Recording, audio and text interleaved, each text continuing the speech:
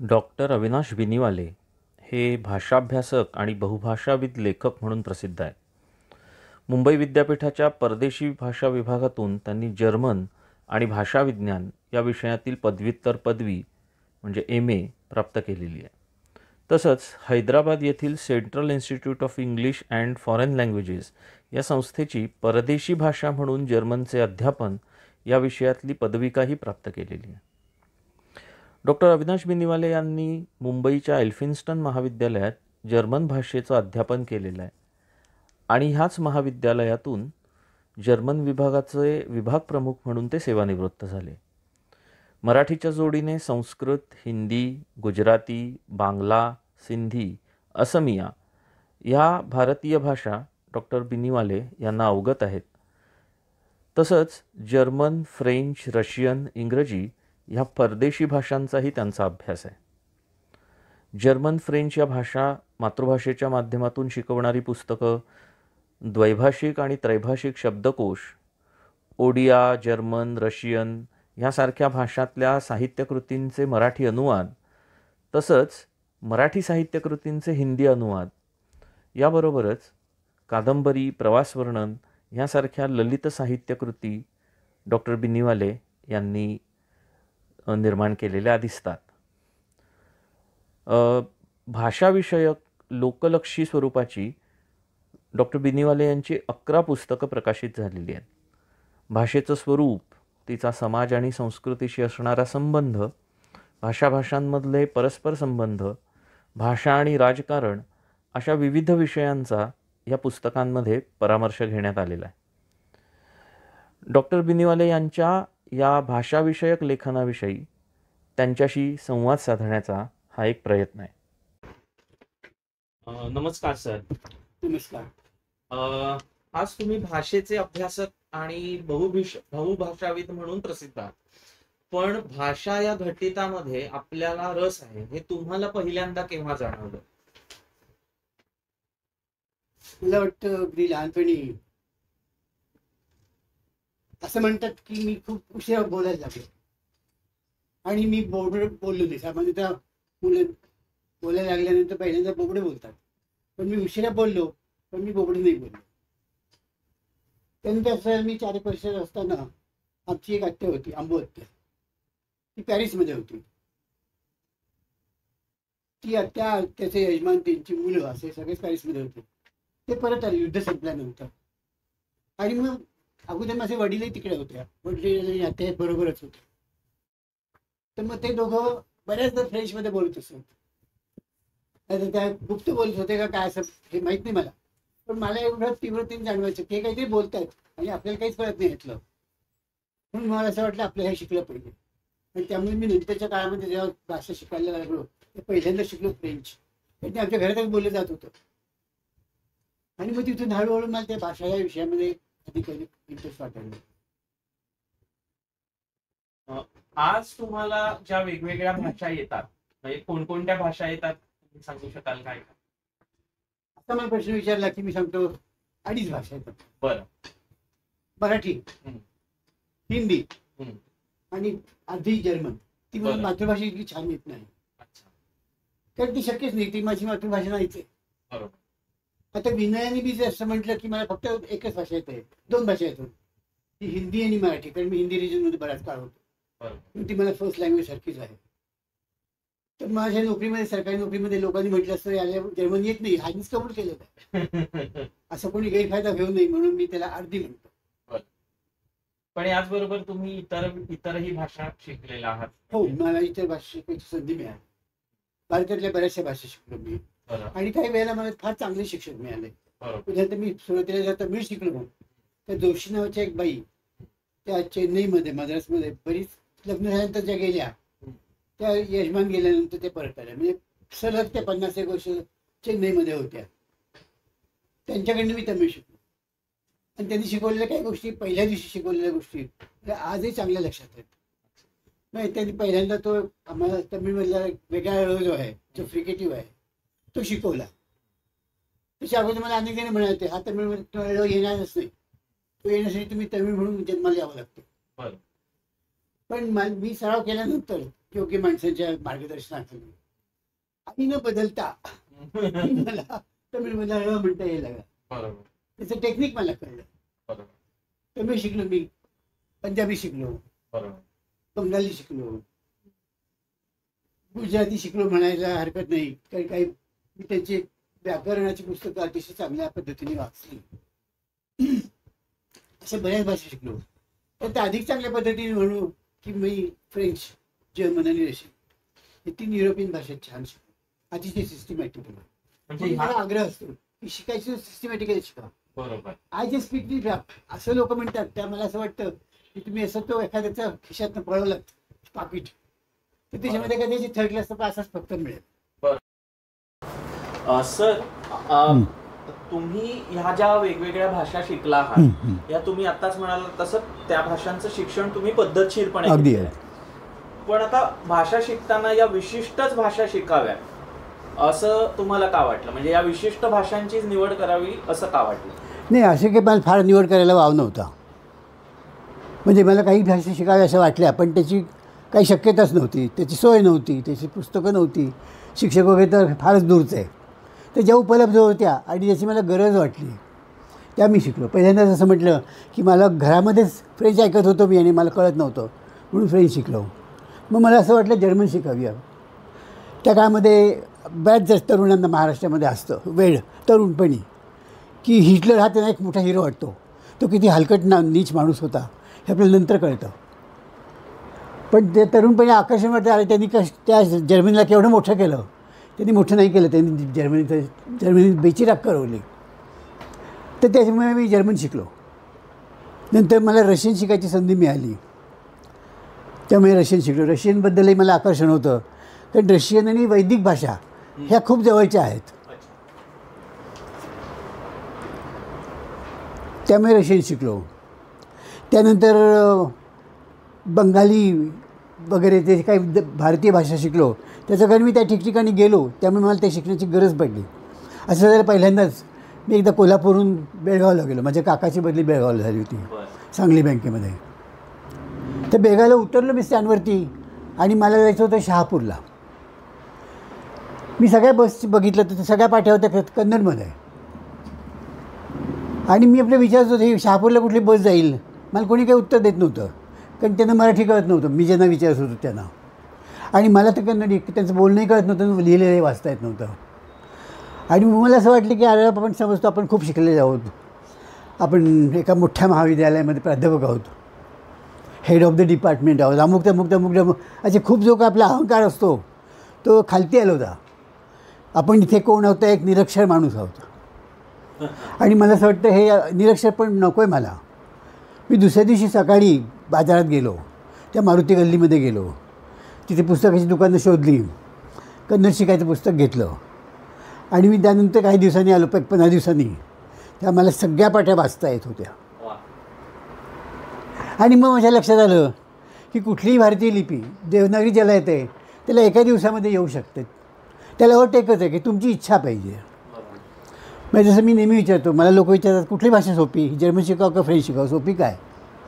तर मी सांगतो की तुम्हाला जी शिकायची आहे ती सोपी आहे, तुम्हाला जी शिकायची नाही ती अवघड आहे, आणि तुमच्यावरती जर लादली तर ती इम्पॉसिबल आहे, अशक्य आहे. तर आता म्हणजे तुम्ही विशेषतः जर्मन आणि फ्रेंच आणि रशियन ह्या 3 भाषांच्या शिक्षणाचा म्हणजे तिथे तुमचा अनुभव कसा किंवा काय काय घडलं की तुम्ही ह्या भाषांकडे वळला?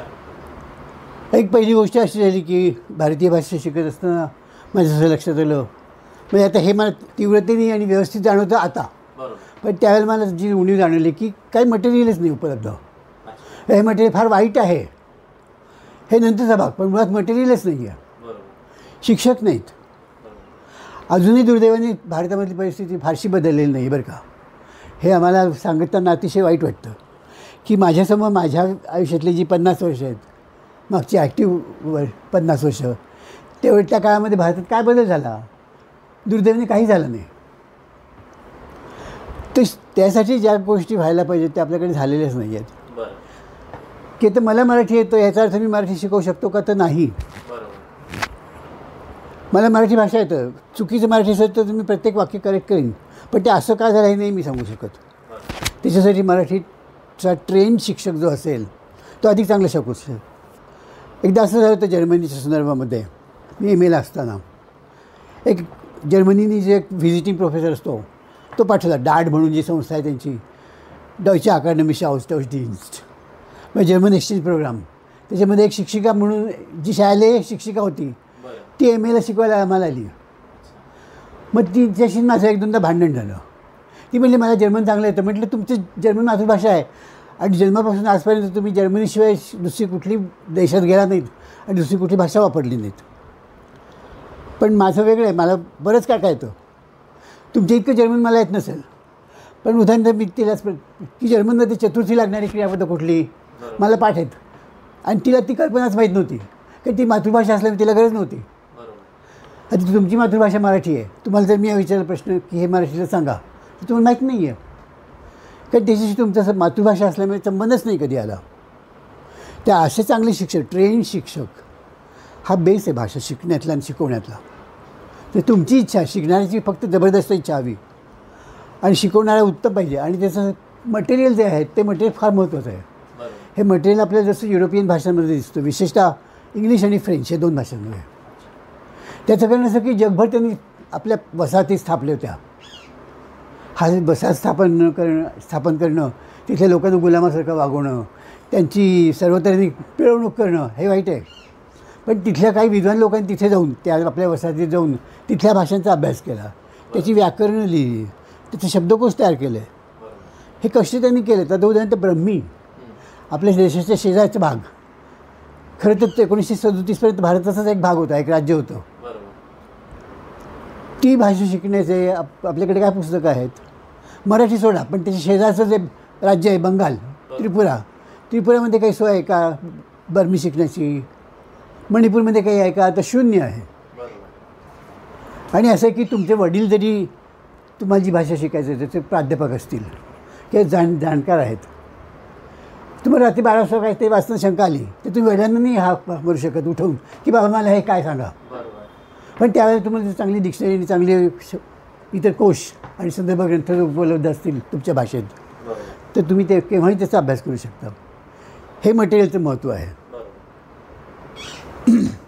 तर ह्या सोयी आपल्याकडे होण्याची गरज आहे. आता तुम्ही जे भाषाविषयक तुमचं लेखन जे आहे त्याच्या म्हणजे तुम्ही खूप वेगवेगळ्या प्रकारचं लेखन केलंय, तर त्याच्यात भाषांविषयीचं लेखन हा एक महत्त्वाचा भाग आहे. आता ही साधारणतः 11 पुस्तकं तुमची या विषयावरची प्रकाशित झालेली आणि बहुतेक पुस्तकं ही वृत्तपत्रातल्या सदर लेखनाचं संकलन अशा स्वरूपाची नाही म्हणजे सगळी नव्हे काही.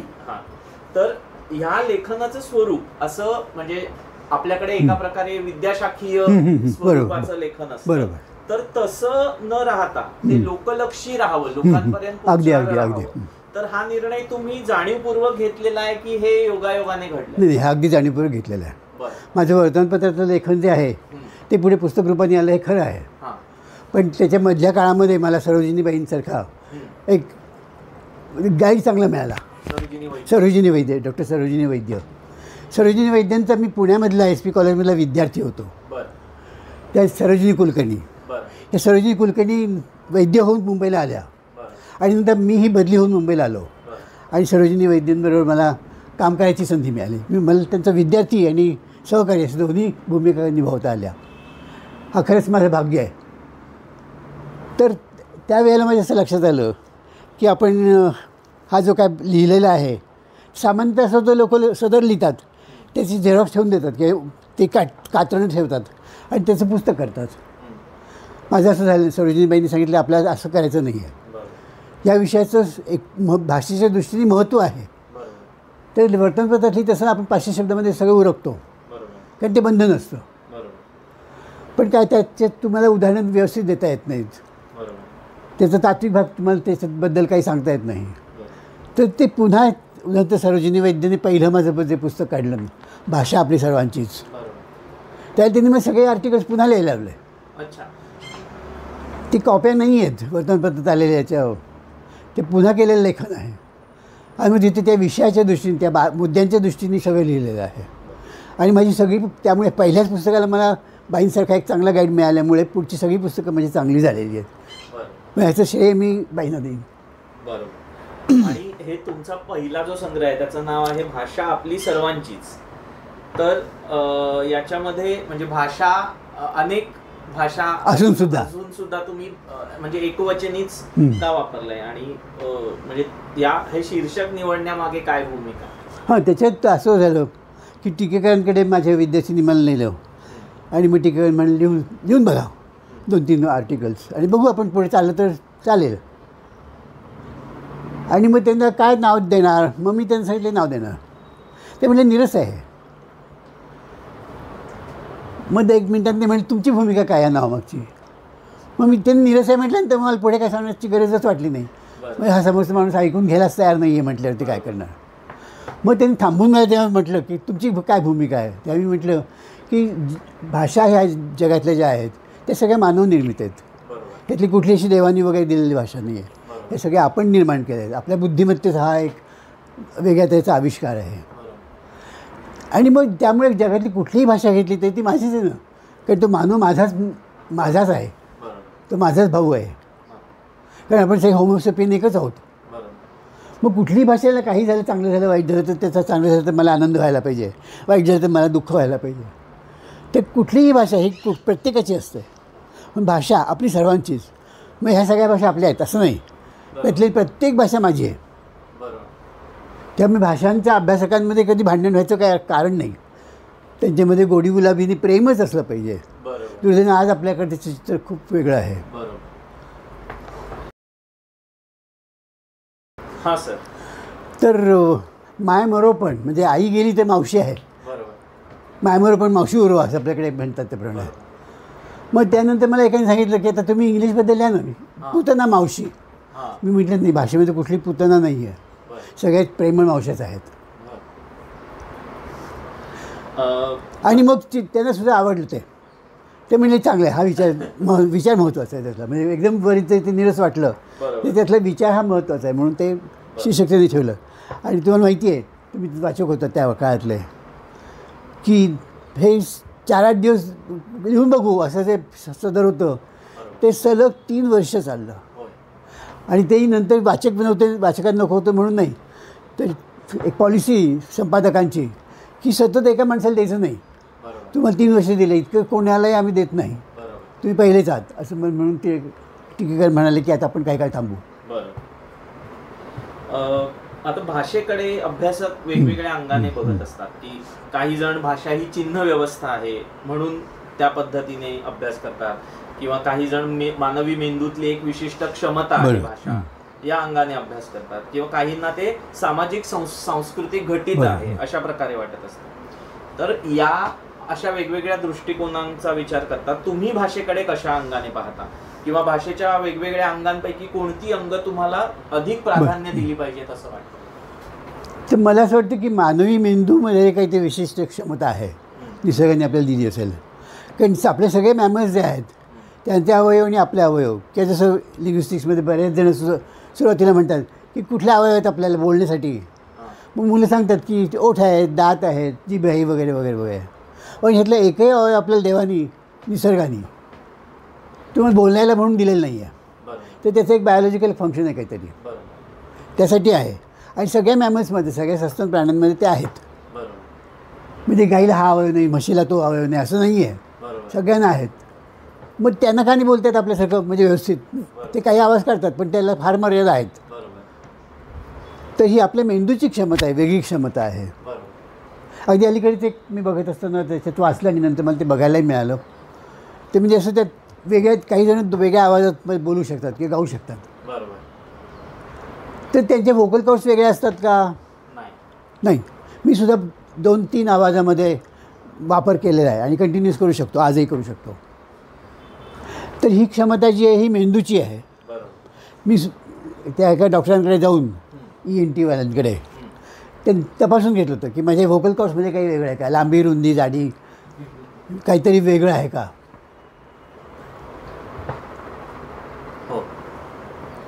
तर असं काही वेगळं नाही आहे. माझ्या हे सगळ्या ऑर्गन्स हे नॉर्मल आहेत एकदम, विशेष काही नाही. म्हणजे कमतरता काही नाही किंवा जादा आहेत ही व्होकल कॉर्डची लांबी जास्त आहे वगैरे असं काही नाही. बरोबर. तर त्यांनी असं म्हटलं होतं की ह्या व्होकल कॉर्डशी काही संबंध नसतो, त्याचा संबंध तुमच्या डोक्याशी असतो, मेंदूशी असतो. अच्छा. त्या मेंदूमध्ये वेगळी कॅपॅसिटी असते. अच्छा. त्यामुळे तुम्ही वेगळ्या आवाजाने नुसतं एकदा शिटी वाजवल्यासारखा नाही, तुम्ही 2 मिनटं बोलता आलं पाहिजे तुम्हाला त्या आवाजामध्ये. बरोबर. तर लताच्या आवाजामध्ये मी 10 मिनटं बोलू शकतो, बरोबर. अधिकही बोलू शकतो. तसं तुम्ही म्हणत होतात की म्हणजे मेंदूतली क्षमता हे आहे. निश्चित. आणि या व्यतिरिक्त म्हणजे म्हणजे पण तुम्ही कशाला प्राधान्य देऊन अभ्यास म्हणजे तुमचा भर कशावर असतो? माझा भर असा असतो की त्या माणसाला ती भाषा हा. त्या संस्कृतीच्या संदर्भामध्ये कळली पाहिजे. बर. म्हणजे नुसतंच एक जर्मन माणसाचा उच्चार केला म्हणजे संपलं असं नाही. बरोबर. तर ते जर्मन तुम्हाला कळलंही पाहिजे खऱ्या अर्थाने. बरोबर. म्हणजे जसं मराठी येणारा माणूस आहे, त्या मराठी शिकताना ते काय काय लक्षात घ्यायला पाहिजे, तर त्या संस्कृतीचा भाग जो आहे तोही यायला पाहिजे त्याच्यामध्ये. म्हणजे उदाहरणार्थ त्या ज्या काही गोष्टी सजेस्ट होतात एखाद्या शब्दातनं. बरोबर. आता जसं आपण म्हणतो की तुम्ही आलात आमच्याकडे आणि आमच्याकडे वडे केले, मी चला वडा खाणार का, तर तुम्ही म्हणाल की नाही आज माझा उपास आहे. पण मग वडा खाणार का याचा अर्थ साबुदाण्याचा वडा असेल तर चालेल मला. बरोबर. म्हणजे आज उपास आहे याचा अर्थ काही खाणार नाही असं नाही होत, तर काही विशिष्ट गोष्टी खाईन. किंवा अशीच एक एक्सप्रेशन आहे की जी डिक्शनरीमध्ये शोध, एक जर्मन माणूस मला भेटला होता, त्याला ही अडचण आली होती आणि त्यांनी खूप डिक्शनरी बघितलं पण त्याला कुठे काही मिळालं नाही. ती म्हणजे असं की आज मला मंगळवार आहे, आज माझा मंगळवार आहे. आज माझा मंगळवार आहे म्हटल्यानंतर मग ह्या माणसाचा काय बुधवार आहे. म्हणजे आता आमच्याकडे 5 वाजले तर लंडनमध्ये वेगळे असते हे ठीक आहे, पण आज माझा बुधवार आहे तर समोरच्या माणसाचा बुधवारच असतो. पण आज माझा बुधवार आहे याचा अर्थ मराठीमध्ये होतो की आज माझा उपास आहे. आणि पुन्हा त्या उपासाचं आपण बघितलं, उपास आहे म्हणजे काही खाणार नाही असं नाही. बटाटे वडा नाही खाणार पण साबुदाणा वडा असेल तर खाईन. आणि कर्नाटकातला माणूस असेल तर तो शिरासुद्धा खाईन, कारण तिकडच्या उपासाला शिरा चालतो. तर ह्या सगळ्या गोष्टी ज्या आहेत त्या तुम्हाला यायला पाहिजेत. तर तुम्ही त्या भाषिकाशी बोलताना समरसतेने आणि समर्थपणे बोलू शकाल. नाही तिकडचा माणूस तुम्हाला खाऊन जातो. हे इंटरप्रिटेशनचं जे काम करणारी माणसं असतात म्हणजे राजकीय नेत्यांबरोबर, तर चांगलं इंटरप्रिटेशन असेल तर खाऊन जातो तुम्हाला. पहिल्या महायुद्धाच्या संदर्भामध्ये असं बरंच बोलत होतं की त्या इंटरप्रिटरनी, ट्रान्सलेटर जो होता, तर त्या इंटरप्रिटरने जर घोटाळा केला तर त्याच्यातून युद्धही सुरू होऊ शकतं. पहिल्या महायुद्धाचं एक उदाहरण आहे. ती डिटेल्स नाही कुठे मला मिळाली, पण त्या इंटरप्रिटरने केलेला घोटाळा असतो. म्हणून चांगली माणसं पाहिजे तिथे. असं एक मी वाजपेयींच्या काळातला एक प्रसंग ऐकलेला होता, एक अगदी जवळच्या माणसाकडनं, जसं ऑथेंटिक आहे की वाजपेयी आणखी जर्मनीचा चान्सलर आलेला होता, त्याची बोलणी व्हायची होती. तर आपल्याकडनं जो इंटरप्रिटर गेला संरक्षण मंत्रालयातनं एक गेला जर्मनी येणारा, तर तो काही वाजपेयी म्हणायचे अरे क्या कहा उसने बताओ ना, नाही सब ठीक ठाक आहे. असं नाही होऊ शकत इंटरप्रिटेशन म्हणजे तो तिकडचा माणूस हा हू जे म्हणतो आता होतं हम असं केलं तर तुच्छता दाखवली आहे. इंटरप्रिटरला इंटरप्रिट करता आली पाहिजे. तर ते काय होऊ शकत, त्यांची बोलणीच होऊ शकली नाही. नुसतं त्यांनी ठीक आहे असं म्हणून चालत नाही. तर मी मग आत्ता म्हटलं तसं की हा जो फरक आहे हा तुम्हाला कळला पाहिजे आणि तो तुम्ही तुमच्या नेत्याला सांगितलं पाहिजेत. त्या दिवशी त्यांची बोलणी काही झाली नाहीत. मग दुसऱ्या दिवशी एक प्रोफेसर होते, नाव सांगायला हरकत नाही, तलगिरी म्हणून, चांगली अभिमान वाटावा अशी गोष्ट आहे. तो तलगिरी माझा मित्र होता, प्रमोद तलगिरी, JNU मध्ये होता. मग JNU मधनं तलगिरी गेला आणि मग ती बोलणी झाली वाजपेयी आणखी जर्मन चान्सलरांची. तर खरोखर सुंदर यायला पाहिजे. आणि हे सुंदर केव्हा येतं, तुम्ही जर त्याच्याकडे टाकून टोकून केलं तर. म्हणजे भाषा शिकण्यासाठी काय पाहिजे, शिकण्याची जबरदस्त इच्छा आणि शिकवणाऱ्याकडे असणारं उत्तम मटेरियल, उत्तम शिक्षक, हे 3 आले एकत्र तरच भाषेचं शिक्षण चांगलं होऊ शकतं. तुमच्या लेखनामध्ये एक महत्वाचा भाग जाणवतो, तो म्हणजे असा की भाषांमध्ये असलेले संबंध, म्हणजे आपल्या भाषेचा इतर भाषेशी संबंध. तर ह्या भाषांमधल्या संबंधांकडे तुमचं लक्ष पहिल्यांदा कधी गेलं? हे वेगवेगळ्या प्रकारचे संबंध असतात. हो हो. तर ते एक कारण असं झालं की मी भारतभर हिंडलो बरं. आणि भारतामध्ये खूप भाषा बोलल्या जातात, खूप लिप्या वापरल्या जातात. बरं. जसं म्हटलं की बेळगावला उतरल्यानंतर माझ्या लक्षात आलं की आपण निरक्षर आहोत इथे. असंच तमिळनाडूमधनं फिरताना तो काळ असा होता की तेव्हा हिंदी विरोधी आंदोलनं वगैरे चालू झाली ती. त्या तमिळनाडूमध्ये प्रत्येक हिंदी किंवा इतर तमिळखेरीज इतर पाट्यांवरती डांबर फासलं होतं त्यांनी. म्हणजे कुठलं स्टेशन आलं हे कुठं ते एखाद्या तमिळ माणसाला विचारल्याशिवाय कळायचं नाही. कारण स्टेशनाची पाटी आहे, प्रत्येक स्टेशनावरती 2 पाट्या असतात, एक ह्या बाजूला एक त्या बाजूला, आणि त्याच्यावरती सगळ्या भाषाच असतं. म्हणजे हिंदी राष्ट्रभाषा, स्थानिक भाषा आणि इंग्लिश असे 3 असतं. पण त्यांनी फक्त तमिळ ठेवलं होतं. मग मला असं लक्षात आलं की आपल्याला ही तमिळ लिपी आली पाहिजे. आणि मला झटकन कन्नड लिपी शिकायचा अनुभव होता. त्या अनुभवावरती मी तमिळसुद्धा एका दिवसात शिकलो. तमिळ तर ही भारतातल्या सगळ्यात सोप्या लिप्यांपैकी एक आहे. म्हणजे मी असा एक खूप प्रयत्न केला, काही अधिकाऱ्यांना आणखी काही राजनेत्यांना भेटून सुद्धा, की महाराष्ट्राची आसपासची राज्य कुठली, तर गुजरात आहे, मध्य प्रदेश आहे, म्हणजे हिंदी आपल्याला येतच, तेलुगू आहे आणि कन्नड आहे. तर या सगळ्या लिपी आपल्याला आल्या पाहिजेत. असं त्या शाळेमध्येच एक तुम्ही अभ्यासक्रम का नाही ठेवत छोटासा, आणि ह्याला की वेळ किती लागणार का, वेळ किती लागणार नाही आहे, तो विसरू नये मुलगा विद्यार्थी. म्हणून आठवड्यातनं एक फक्त तास घ्या त्याचा. 1 तास म्हणजे 60 मिनिटंसुद्धा मी म्हणत नाही, 40 मिनिटंसुद्धा पुरतात त्याला. पण आपल्याकडे ही इच्छाच नाही आहे, दृष्टी नाही. आपल्या मुलाला खूप यावं, चांगलं यावं, आपल्या मुलाला खूप पैसे मिळावे तेवढेच लोकांना वाटतं. पण आपल्या मुलं चांगलं आलं पाहिजे असं नाही वाटत. पण हे भाषांमधले संबंध कशा कशा प्रकारचे असतात असं? तर भाषा संबंध म्हणजे खूप भारताच्या संदर्भात जर विचार केला ना, त्या सगळ्या भाषा आणि सगळ्या लिप्या खूप जवळच्या आहेत, एकच आहेत असं म्हटलं तरी हरकत नाही. इतकं त्यांच्यामध्ये साम्य आहे. आणि मग त्याच्यावरती आधारित समाज जो आहे, त्या समाजातल्या कल्पनासुद्धा तशाच आहेत. तर मला एकदा आठवत आहे की 69 सालची गोष्ट, 68-69, मी किश्तवाड नावाच्या गावाला गेलो. त्या काळात ते गाव भारताच्या नकाशावरती सुद्धा नव्हतं. पण माझा एक मित्र होता जम्मूमध्ये, तो किश्तवाडचा राहणार होता. तर एकदा असं झालं की मी जम्मूला जायला, आणि तो म्हणाला अरे मी उद्याच जाणार आहे किश्तवाडला.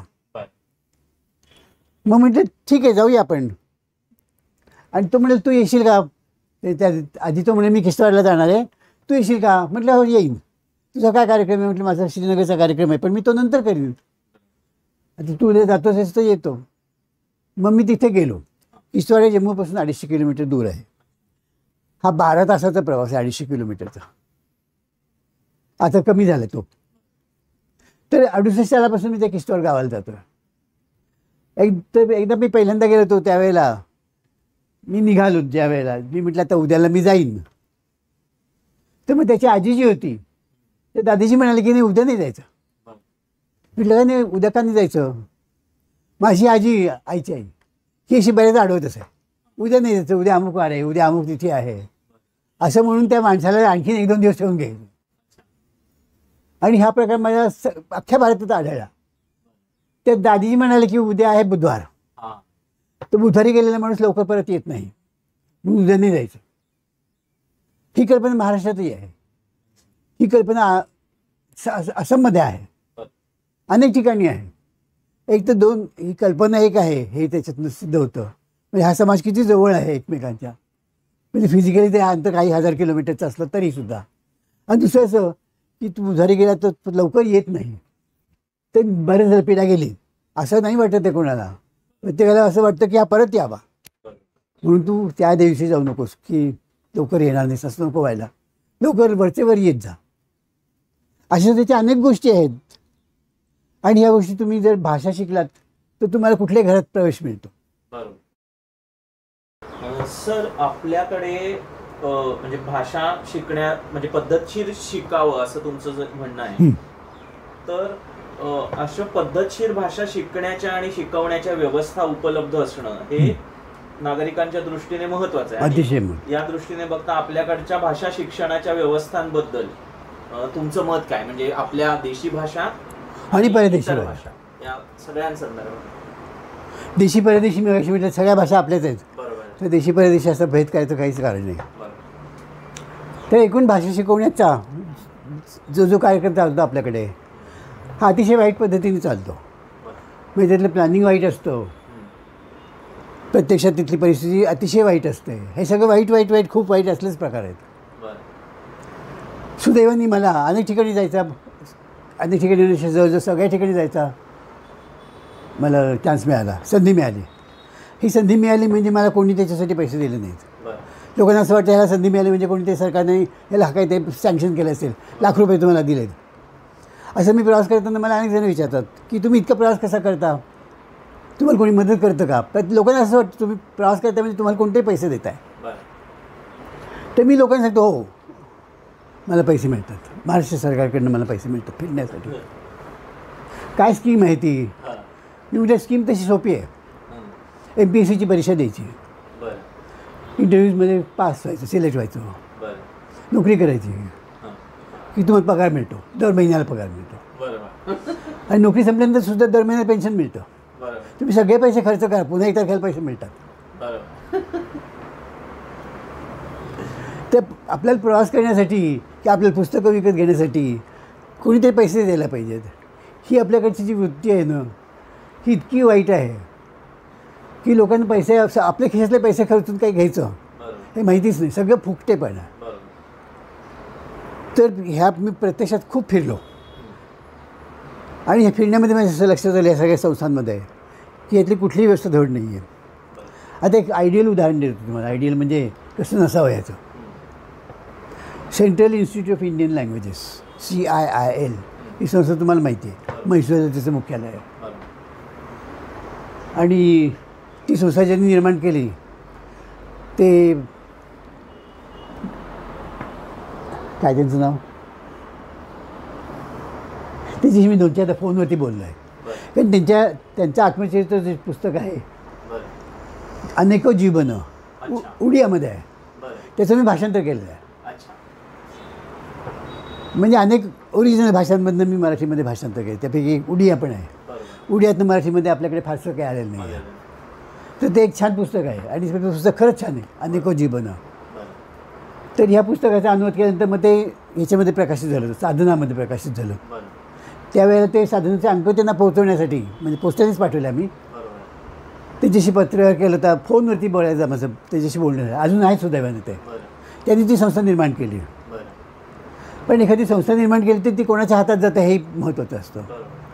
तिचं नियम काय ठरवतं ते जे मंत्रालयात मंडळी बसतात त्याची गंमत अशी आहे की तिथे तुम्हाला शिकवा, तुम्ही ते त्रिभाषा सूत्रामध्ये एक प्रादेशिक भाषा तुम्हाला शिकायची संधी मिळावी आणि तुम्ही ती अनेकांना शिकवाय तुमच्या राज्यातल्या, या कल्पनेतनं ती संस्था निर्माण झाली.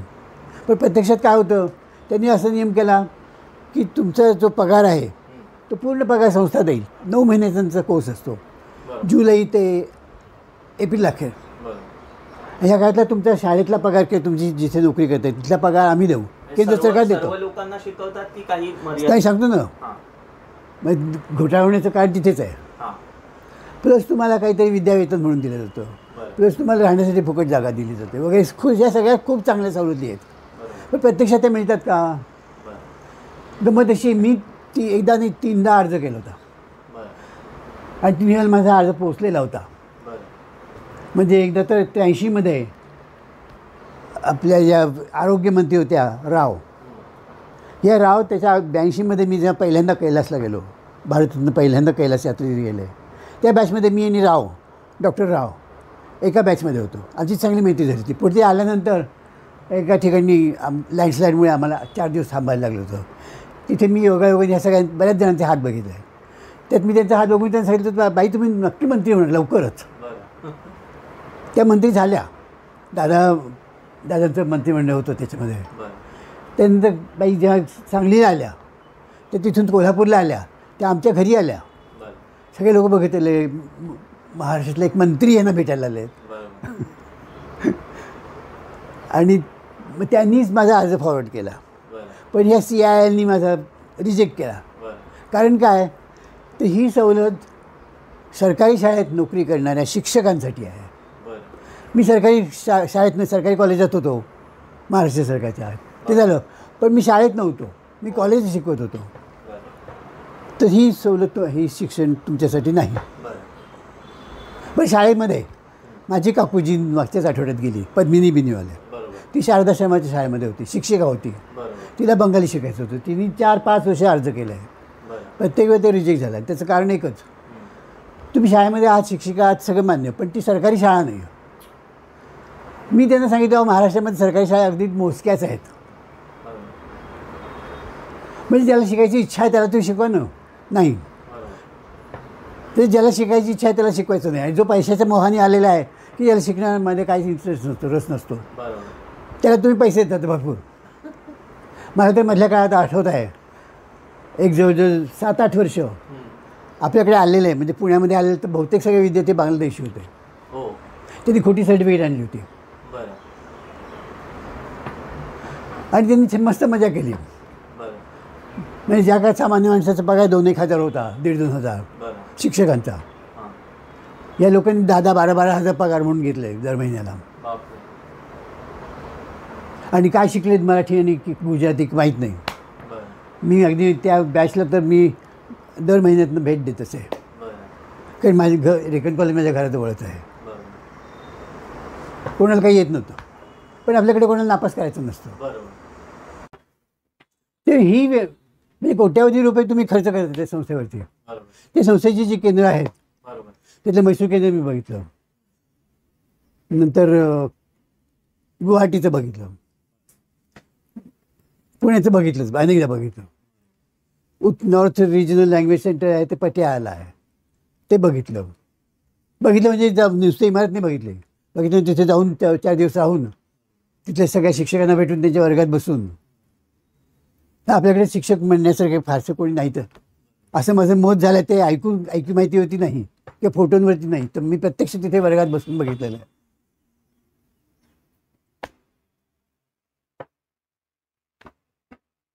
मग आता तुम्ही जे म्हणताय की भाषा शिकणं म्हणजे केवळ व्याकरणिक रचना आत्मसात करणं नाही किंवा निजभाषकांसारखे उच्चार करणं एवढंच नाही, तर जो समाज ती भाषा वापरतो त्यातले संकेत तुम्हाला कळलेच पाहिजेत. तर आता हे भान ह्या सगळ्या भाषा शिक्षणाच्या व्यवस्थांमध्ये बाळगलेलं असतं असं तुम्हाला वाटतं? नाही, अजिबात नाही. मी सांगितलं तर ते जे व्याकरण वगैरे तुम्ही शिकवायला जाता तेही तुम्ही धड शिकवत नाही. तुम्ही कल्चर केव्हा शिकवणार?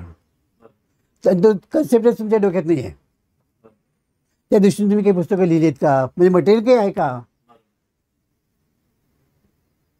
आता भाषा म्हणजे म्हैसूरच्या संस्थेने किंवा अन्यत्र सुद्धा अशी पुस्तकं अमुक भाषा शिकवण्याची किंवा केली जातात, पण त्याच्यामध्ये असा भाग नसतो.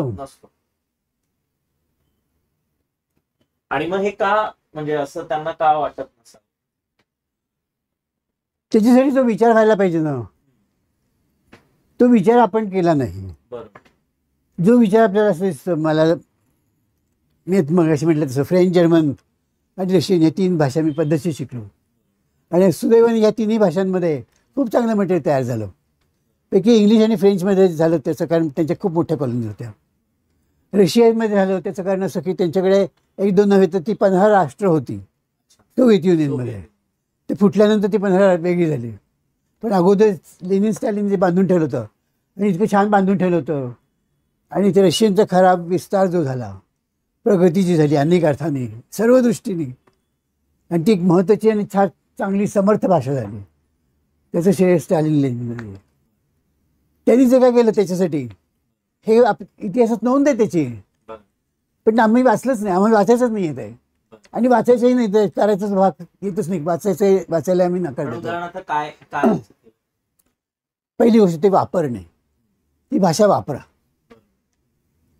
ही भाषा आपण वापरतो, आपल्या ज्या भाषा आहेत त्या आपण वापरतो का? मराठी ही तुम्ही खऱ्या अर्थाने वापरता का?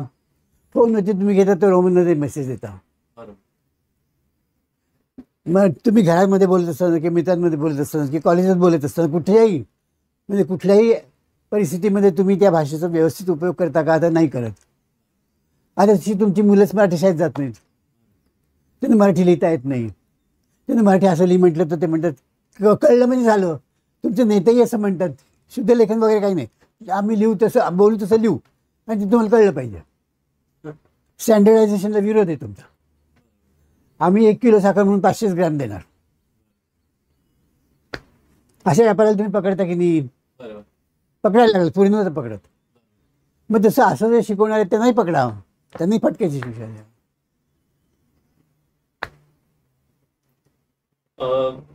आता जसं आपण म्हणजे व्याकरण किंवा हा भाग झाला, तसंच शब्दरूपांना भाषेतल्या वेगवेगळ्या हालचाली म्हणजे किंवा हावभाव यांची जोड दिलेली असते.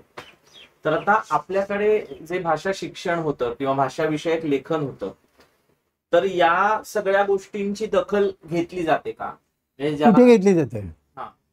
चांगलेवादी लिहिलं फार थोडं जातं. अच्छा. पण जे काय बरंचसं लिहिलं जातं त्याची दोन ही नीट होत नाही, कारण ती बक्षिसं असतात ती द्यायची असतात, त्याची क्वालिटी वगैरे बघायची नसते. हा माझा, तो माझा, त्यांना देऊन टाका बक्षिस. पण म्हणजे मग आता मराठीमधले उदाहरणार्थ जसं काम इंग्लिशमध्ये झालेलं आहे, छान झालं आहे, जर्मनमध्ये झालेलं आहे, रशियनमध्ये झालेलं आहे. मी कशी म्हटलं तसं की सगळ्या युरोपियन भाषांचं झालं असं नाही आहे. उदाहरण जसं मटेरियल आत्ता म्हटलं त्या भाषा इंग्लिश, फ्रेंच, जर्मन, रशियनमध्ये, असं इटालियनमध्ये नाही आहे. आता साध्या साध्या गोष्टी असतात, आपली नित्य उपयोगातली क्रियापदं जी असतात ते क्रियापदांचा बारकावा जो काय तो तुम्ही सांगता का? अलीकडे मराठीत मुलं सुद्धा म्हणतात, हे अरे पकडले जरा. आता जेव्हा मी ही माझ्या हातातली वस्तू मी तुम्हाला देतो त्याला धर म्हणतो आपण, ती स्थिर असते. पकड म्हणजे काहीतरी ती हालचाल करणारी वस्तू आहे, चल वस्तू आहे की ते मानलं जात आहे, त्याला पकडा. म्हणजे मानलं जात आहे त्याच्या पाठोपाठ त्याच दिशेने तुम्ही जाताय आणि मग तुम्ही पकडता. किंवा पोलीस जातो, शिपाई जातोय आणि चोर जातोय आणि मग शिपाई त्याच दिशेने जातोय आणि पकडतोय, असं आपण गृहीत धरू. तर ते पकडणं झालं, हे धरणं झालं. आणि ते सगळं विरुद्ध दिशेने जसं वस्तू तर आपण झेलतो. तर अलीकडे मुलाने त्यांनी चेंडू पकडला, चेंडू नाही पकडला, चेंडू झेलला. तो चेंडूच्या दिशेने नाही जात, चेंडूच्या विरुद्ध जातो. आता झेलणे, पकडणे आणि धरणे हा साधा भाग आहे. हा मराठी मुलं नीट वापरतात का? मराठीचे शिक्षक वापरतात का? नाही. आपल्या भाषेची आपण व्यवस्थित काही नोंद केलेली नाही आहे. उदाहरणार्थ मराठीमध्ये तुम्ही इंग्लिश क्रिया या सगळ्या युरोपियन भाषेची जर पुस्तकं बघितली, डिक्शनरी बघितलं, तर त्याच्यामध्ये अगदी सुरुवातीला किंवा शेवटी अनियमित क्रियापदांची यादी असते. अशी मराठीमध्ये अजून कोणी केलेलीच नाही. मी अनेकदा असं म्हटलं, एका संस्थेचे अध्यक्ष होते, ते त्यांच्याशी मी बोलायला गेलो की तुम्ही ह्या कार्याला मदत करा. ते म्हणजे मराठीमध्ये अनियमित क्रियापदच नाही आहेत. आता संस्था चालक जर असं असतील भाषेशी संबंधित संस्थेचे, तर आपण काय अपेक्षा करणार? म्हणजे बघितलं असं होतं किंवा तो आला आणि क्रियापद आहे का? नाही, येणे क्रियापद आहे. येणे सुद्धा आला झाला. होणे क्रियापद आहे, झाला. अनियमित क्रियापद आहेत आणि ती आपल्याकडे हो केला. तर अनियमित क्रियापद आपल्याकडे आहेत, त्यांची आम्ही नोंदच केलेली नाही आहे. तर मराठीमध्ये अनियमित क्रियापद नाहीत असं स्पष्टपणे सांगणारे पैजेवती सांगणे सुद्धा प्राध्यापक आहेत, मराठीचे प्राध्यापक आहेत. क्रियापदाचा अर्थ काय खरा, जसं आता बारकाव बघितलं आपण, अशी पुस्तकं इंग्लिशमध्ये आहेत. असं काही मराठीमध्ये मटेरियल आहे का? तर काही नाही आहे. लोक अतिशय चुकीचं वापरतात आणि आपण ते चालवून घेतो. तर त्या प्रत्येक क्रियापदाच्या मर्यादा सांगणारं काहीतरी साधन पाहिजे तुमच्याकडे. आणि कोणालाच माहीत नाही असं नाही आहे, सुद्धा 4-2 डोके आहेत अजून, पण त्याचं महत्त्वच आपल्याला वाटत नाही आहे. म्हणजे उदाहरण साधी गोष्ट आहे, आता खीर खाणे का पिणे? खीर खातात. म्हणजे जर द्रव पदार्थ असेल तर आपण म्हणतो पिणे, आणि सॉलिड असेल तर खाणे. मग खीर ही सॉलिड आहे का लिक्विड आहे? मग खीर खाणे का पिणे? की इंग्लिशमध्ये विचारू, इंग्लिशमध्ये लोकांना हवं असतं इंग्लिश, पण त्यांना इंग्लिश तरी किती येत असतं. मग whether you drink the soup और यू ईट इट, तर त्याच्या मर्यादा आहेत इंग्लिशमध्ये. हे सूप आहे, हे सूप नॉर्मली असं जेव्हा तुम्ही करता, so you eat the soup. Wait, I am eating the soup, I will come afterwards. Let me eat it first, then I come to you. बरं. ते असं जर तुम्ही सेवन त्याचं करत असाल तर ते यू इट. बरं. पण एखाद्याने घाईमध्ये अशी प्लेट उचलली आणि तोंडाला हवी तर ती आजी ओरडते, don't drink it it properly. बरं. हा डिफरन्स आहे. तर खीर सुद्धा तुम्ही वाटीने तोंडाला लावली तर पिता तुम्ही खीर. बरं. आणि जर ती अशी चमच्याने किंवा अशी ओरपली तर ती खाता. बरं. हा मराठीत कोणी सांगतं का हे असं काही साधन आहे का तुमच्याकडे? नाही. नाही. तुम्ही ढोबळ जे सांगता की लिक्विड असेल तर पिणे आणि सॉलिड असेल तर खाणे, असं नाही आहे. खूप फॅक्टर आहे त्याच्यामध्ये आणि ते संस्कृतीचा भाग येतो त्याच्यामध्ये.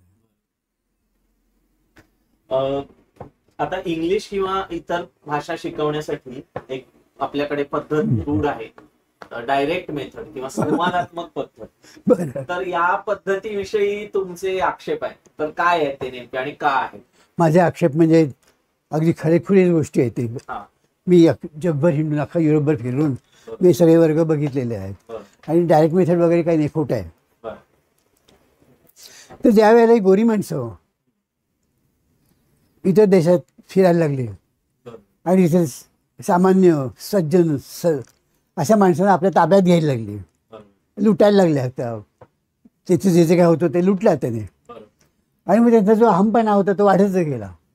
आणि त्यातनं तो इंग्लिश माणूस आहे, कुठलाही गोरा माणूस आहे, तो म्हणतो की डायरेक्ट मेथड ही चांगली मेथड. डायरेक्ट मेथड म्हणजे काय, मी मग तुम्हाला जर्मन शिकायचं नाही, मी जर्मनमध्ये बोलणार. आणि त्यातनं तुम्ही समजून घ्या लहान मुलं शिकतं की नाही. अरे पण लहान मुलं 4 वर्ष तुमच्या घरात राहतं 24 तास आणि अख्खं कुटुंब त्याच्या भोवती नाचत असतं. बरं. तेव्हा ते भाषा शिकतं, सहजासहजी नाही शिकत. तर तुम्ही तसं का शिकवता? कारण तुम्हाला माझ्या भाषेतून शिकवायचं येत नाही. आणि ही जर इतकी चांगली भाषा होती, चांगली मेथड होती, तर मग ती चीनमध्ये किंवा व्हिएतनाममध्ये जेव्हा ते कम्युनिस्ट होतं तेव्हा, किंवा आजही कोरियामध्ये का वापरत नाहीत? आता माझे काही सिफेला जे कलिग होते जर्मन डिपार्टमेंटला, त्यातले काही जण व्हिएतनाममध्ये होते, काही जण चीनमध्ये गेलेले होते जर्मन शिकवायला. तर त्यांनी असं सांगितलं, पहिल्यांदा 6 महिने मला व्हिएतनामी शिकायला लागलं. मी तिथे गेला पहिले 6 महिने व्हिएतनामी शिकलो आणि मग व्हिएतनामीमधून मी जर्मन शिकवलं. त्यातल्या एकाने डायरेक्ट मेथडनी शिकवलं नाही. कुठल्या कम्युनिस्ट देशामध्ये डायरेक्ट मेथडनी शिकवत नाही, ते मातृभाषेतनं शिकवतात. हे सोडा, हे कम्युनिस्टांचं असेल असं मला वाटतं की त्यांनी सक्ती केली. स्टॅलिन बदमाश होते, हुकुमशाह होते. जर्मनीत काय परिस्थिती आहे? जर्मनीमधल्या शाळांमध्ये मी जाऊन बघितलं. जर्मनीमध्ये शेजारच्या राष्ट्रातली खरं राज्यातलीच म्हणजे इतकं ते अंतर आहे. फ्रेंच जर्मन भाषा ही जर्मन लोकांना फ्रेंच हे जर्मन माध्यमातून शिकवतात, फ्रेंच माध्यमातून शिकवत नाही. मी फ्रान्समधल्या शाळेत गेलो, एका सेमिनारला गेलो होतो. तिथे एक फ्रेंच पती पत्नी होते जर्मन शिकवणारे. ते बोर्दोला राहत असतात. बोर्दो म्हणून एक फ्रान्समधलं शहर आहे. मी त्यांच्याकडे बोर्दोला गेलो. ते दोघे शाळेत शिकवायचे जर्मन. मी त्यांच्या वर्गात गेलो तर माझ्या असं लक्षात आलं की ते फ्रेंचमधनं शिकवतात जर्मन, डायरेक्ट मेथडने नाही शिकवत. मी ते बायको जी होती त्याची, ती पण शिक्षिकाच होती. ती म्हणजे ही कुठली मेथड? मग युरोपात मध्ये ह्याला मेथडच मानत नाहीत. ही मेथड नाहीच, ह्या बदमाशपणा आहे. अच्छा. आणि ॲडल्ट स्टुडंटला शिकवताना तुम्ही 10 वेळा असं असं करून सांगणार की असा पक्षी, आणि एवढं पण त्या मुलाला काय त्याच्यात असं वाटेल हात हलवणं म्हणजे बर्ड. त्याच्याशी मी जर सांगितलं बर्ड म्हणजे पक्षी, तर एका सेकंदात कम्युनिकेशन झालं ना. तर हे न करता हा असा घास घ्यायला कोणी सांगितलं आहे? द्राविडी प्राणायाम. तर ही इट्स नॉट अ मेथड. आणि जर मेथड आहे तर तुम्ही तुमच्या देशात नाही वापरत. अच्छा, खरंय. म्हणजे त्या देशांमध्ये त्या वापरल्या. मराठी शाळेमध्ये घाला आपल्या मुलांना, पण माझी मुलं इंग्लिश शाळेमध्ये आणि जमल्यास इंग्लंडलाच राहतील. मग हा मराठी प्रेमी नाही, हा मराठीचा तारक नाही, हा मारक आहे. तर ही मेथडच नाही म्हणून मला तिला विरोध आहे. तुमच्या एका लेखामध्ये पंजाबी आणि हरियाणवी भाषेच्या संदर्भात तुम्ही शुद्ध आणि अशुद्ध या कल्पना कशा सापेक्ष आहेत असं तुम्ही म्हटलंय. पण तुम्ही असंही म्हणता की प्रादेशिक प्रयोग हे मान्य असले तरी त्यांना प्रमाण म्हणता येणार. बरोबर. प्रादेशिक आणि प्रमाणिक ह्याच्यामध्ये जो भेद तुम्ही करता तो नेमका काय? डायरेक्ट जर असेल तर त्या डायरेक्ट मध्ये तुम्ही वापरा तुमच्या त्या रिजनमध्ये.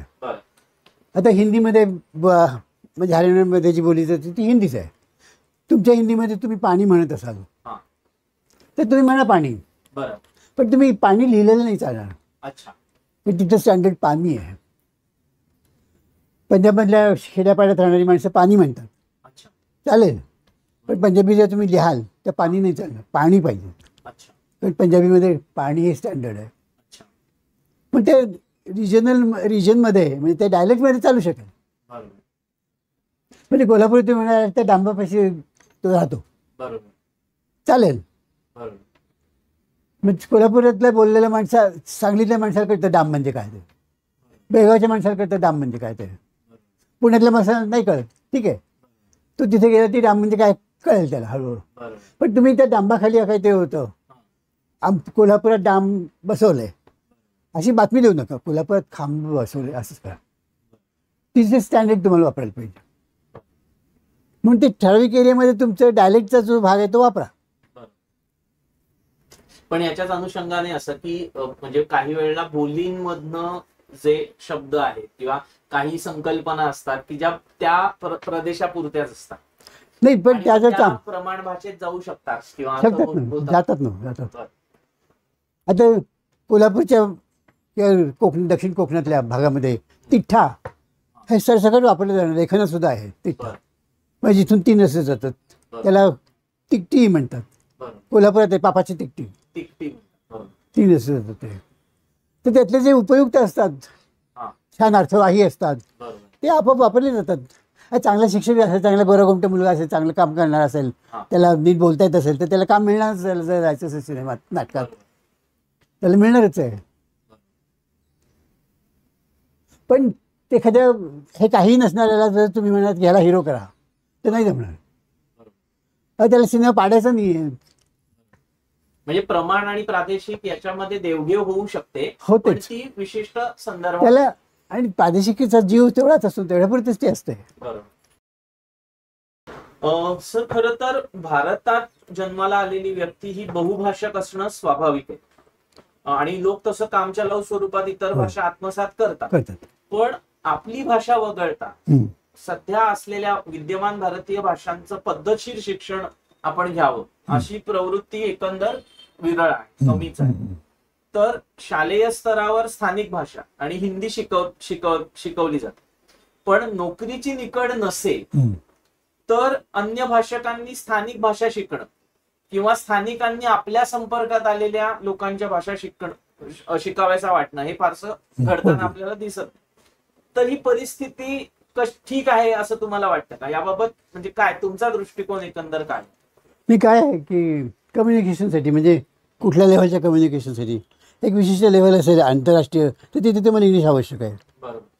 अखिल भारतीय स्तरावरती तुम्हाला हिंदी आवश्यक आहे. तुम्हाला हिंदी आवश्यक आहे असं म्हणताना हे हिंदीचं काही होणार नसतं. हिंदीच्या दृष्टीने काही फरक पडत नसतो. हिंदीचं भलं झालं वगैरे असं काही नसतं. हिंदीचं भलं होत नाही, हिंदी बोलणाऱ्यांचं भलं होतं.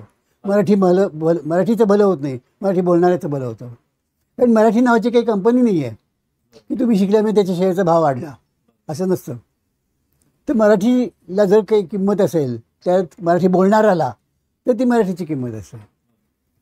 तर अशा परिस्थितीमध्ये तुम्ही एखादी वेगळी भाषा का शिकाल त्याच्यासाठी काहीतरी कारण पाहिजे ना. आणि जसं तुम्हाला ही भाषा शिकलो प्लस आपल्याला जर टायपिंग आलं आणखी शॉर्ट हँड आलं तर त्या केरळातल्या माणसाला भारतामध्ये कुठेही नोकरी मिळत असेल. एक काळ असा होता की भारतभर जवळजवळ टायपिस्ट आणि स्टेनो होते ते केरळी होते, कारण त्यांच्याकडे ही क्वालिटी होती, ती तुम्हाला हवी होती. भारतात सगळ्यांना ती जे नोकरी धंदा व्यवसाय करतात त्यांना एक टायपिस्ट लागायचा, एक स्टेनो लागायचा आणि हे पुरवण्याचं काम केरळ करत होतं.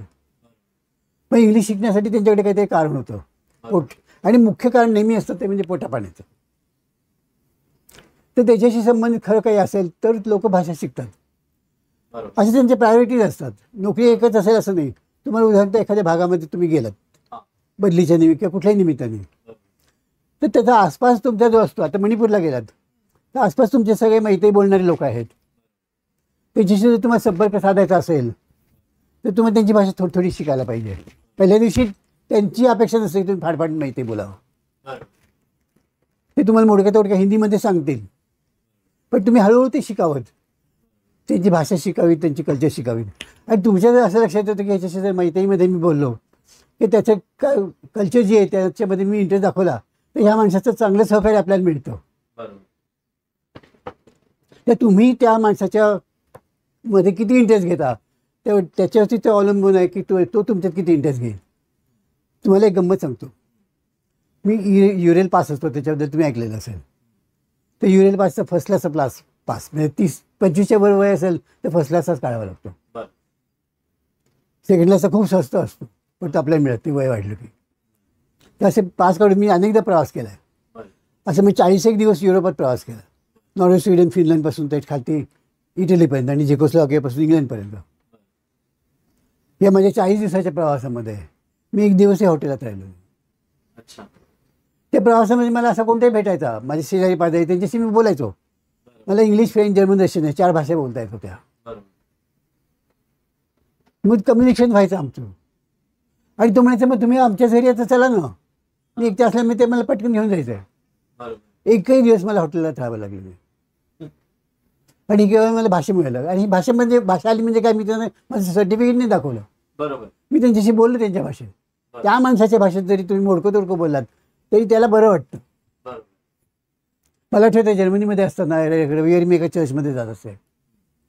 का जात असेल तर तिथे 2-4 माणसं यायची, त्यांच्याशी माझं कम्युनिकेशन व्हायचं. ते हिंदी बोलणार होते.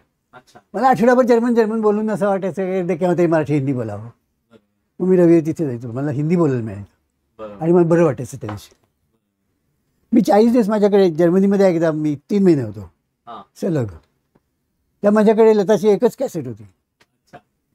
मी रोज तीच ऐकायचो जेवताना. मला बरं वाटायचं, होमली वाटायचं की दिवसभर मी पाश्चात्य संगीत ऐकेन. मी अनेक कॉन्सर्ट म्हणजे लोक अनेकदा तुम्ही जर बघितलं तर युरोपला गेले त्यांनी कॉन्सर्ट किती जण बघितलेत, कोणी बघितलेले नसतात. म्हणजे 2 रुपयाला 2 मार्कला चहा आहे आणि कॉन्सर्टचं तिकीट 150 मार्क आहे. भयंकर महाग असतात कॉन्सर्ट. पण मी सगळे कॉन्सर्ट बघितलेत. त्याच्यातून मी बऱ्यापैकी खर्च केलेला आहे. पण खर्च केला म्हणून मला काही ते कळलं ना. फुकट्यात ते मगाशी म्हटलं फुकट्यात काही येत नाही. तर ह्या गोष्टी तुम्हाला कळूच लागतात तुम्हाला जर भाषा शिकलात तर आपल्याला हे सगळं मिळवायचं की ही संपत्ती, हे वैभव जे आहे त्या भाषेचं वैभव, ते आर्किटेक्चर तुम्हाला कळू शकते. तिथे लोक 4दा गेलात तर कोणी तुम्हाला जर इंटरेस्ट असेल किंवा हे सगळं काय सांगा की तो तुम्हाला प्रेमाने सांगतो. हे 10 पैसे देऊन गाईडसुद्धा सांगू शकत नाही. हे सगळं तुम्हाला मिळू शकतं. हे मनावर ठसतात ना त्या मुलांच्या. ते काही शिकायला नकार देणार नाहीत. तुम्हाला हिंदी आल्यानंतर किती फायदा होतो हे तुम्ही एकदा उत्तर जाऊन बघा. मग तुम्ही हिंदी नको म्हणणारच नाही. सर आता हिंदीच्या संदर्भात असं आहे की हिंदी आणि इतर भाषा तर यांच्यामधले संबंध विशेषतः स्वातंत्र्योत्तर काळामध्ये बऱ्यापैकी गुंतागुंतीचे झालेले दिसतात आपल्याला. आणि म्हणजे एकीकडे हिंदी ही राष्ट्रभाषा आहे अशा प्रकारे सांगितलं जातं. संविधानामध्ये ती राजभाषा आहे वगैरे. किंवा अन्य भारतीय भाषांची पूज हिंदीत राखली जात नाही अशी एक भावना आहे. उदाहरणार्थ मराठीत नेहमी असं ते म्हणतात की गावस्कर ते गवास्कर म्हणतात किंवा बाप्पाचं बप्पा, गुढीचं गुढी इत्यादी. किंवा जो पाणी म्हणतो त्याला तुम्ही पाणी शिकवलेलं. हा. किंवा दुसरीकडे हिंदी ही भारतीय स्तरावर संपर्क भाषा आहे. तर हे दुर्लक्षून हिंदीला विरोध पण होत असतो. म्हणजे हे दोन्ही बाजूनी आहे. तर या परिस्थितीकडे तुम्ही कसं बघता? हे काय, हे सगळं राजकारण आहे. 100% राजकारण आहे. आणि या राजकारणामध्ये बाहेरच्या लोकांनी येऊन सुद्धा तेल ओतलेलं आहे. तेल ओतल्या आगी लावले, काय काय त्यांना शक्य होतं ते सगळे वाईट गोष्टी केलेल्या आहेत त्यांनी आणि अजूनही करतात. आता उदाहरणार्थ सगळ्या आपल्या ज्या बोली आहेत त्या टिकवा. अशा बोली माणसं येऊन तुम्हाला सांगतात तुम्ही तुमच्या देशात काय केलं तो ते बोली नाही शकेलत. तिथे तुम्हाला ते बोलणाऱ्यांनाच तुम्ही नष्ट केलं. आणि आज जर आमच्याकडे स्टँडर्डायझेशन झालं आणि आमची एक भाषा झाली हिंदी भारताची 140 कोटींची, तर ही एक मोठी शक्ती असेल. ती तुम्हाला नको आहे. पण तुम्ही ह्या देशाचं विघटन कसं होईल, भाषिक विघटन ते करतात. हे असले उद्योग चालू होते. त्याचा हा परिणाम आहे सगळा. पण मग हे हिंदी भाषकांकडून पण ज्या पद्धतीचं म्हणजे नाही नाही, आणि त्यांची हिंदी भाषिकांचा जो आक्षेप असतो की हिंदी राष्ट्रभाषा केली की तुम्हाला सगळं सोपं जाईल, असं नसतं. प्रत्येक हिंदी भाषिका बेसिकली बायलिंग्वल असतो. तो घरामध्ये भोजपुरी बोलेल उदाहरणार्थ, पण मोमेंट यू एंटर म्हणजे भोजपुरी न बोलणारा माणूस घरात उंबरठ्याच्या आत येतो, आई आई आई आई आहे, तो लगेच स्टँडर्ड हिंदी बोलतो. तो माणूस घरात असेपर्यंत सगळेजण स्टँडर्ड हिंदी बोलतात. तो बाहेर गेला की सगळेजण भोजपुरीत बोलतात. म्हणजे आलेल्या माणसाला भोजपुरी कळत नसतं असं नाही. हा मुलं जेव्हा शाळेत जातो तर तो भोजपुरी मीडियम नसतो, तिथे हिंदी मीडियम असतो, स्टँडर्ड हिंदी असतो, खडी बोली हिंदी. तर हिंदी भाषिक जे आहेत आपल्याला वाटतं त्यांची एकच भाषा आहे, तसं नाही, प्रत्यक्षात 2 भाषा बोलतात. तर त्यांना कष्ट नसतं असं नाही आहे. नाही, पण इतर भारतीय भाषांच्या संदर्भात आणि आता अशी कुठली गोष्ट आहे, अशी कुठली परीक्षा आहे की जिथे तुम्हाला तुमची भाषा वापरता येत नाही? सगळ्या ज्या काही कॉम्पिटिटिव्ह एक्झाम आहेत त्या सगळ्या ठिकाणी तुम्हाला तुमच्या भाषेचा वापर करता येतो. तर तुमच्यावरती अन्याय, हिंदी राष्ट्रभाषा झाल्यामुळे तुमच्यावरती अन्याय होतो, काहीच होत नाही अन्याय.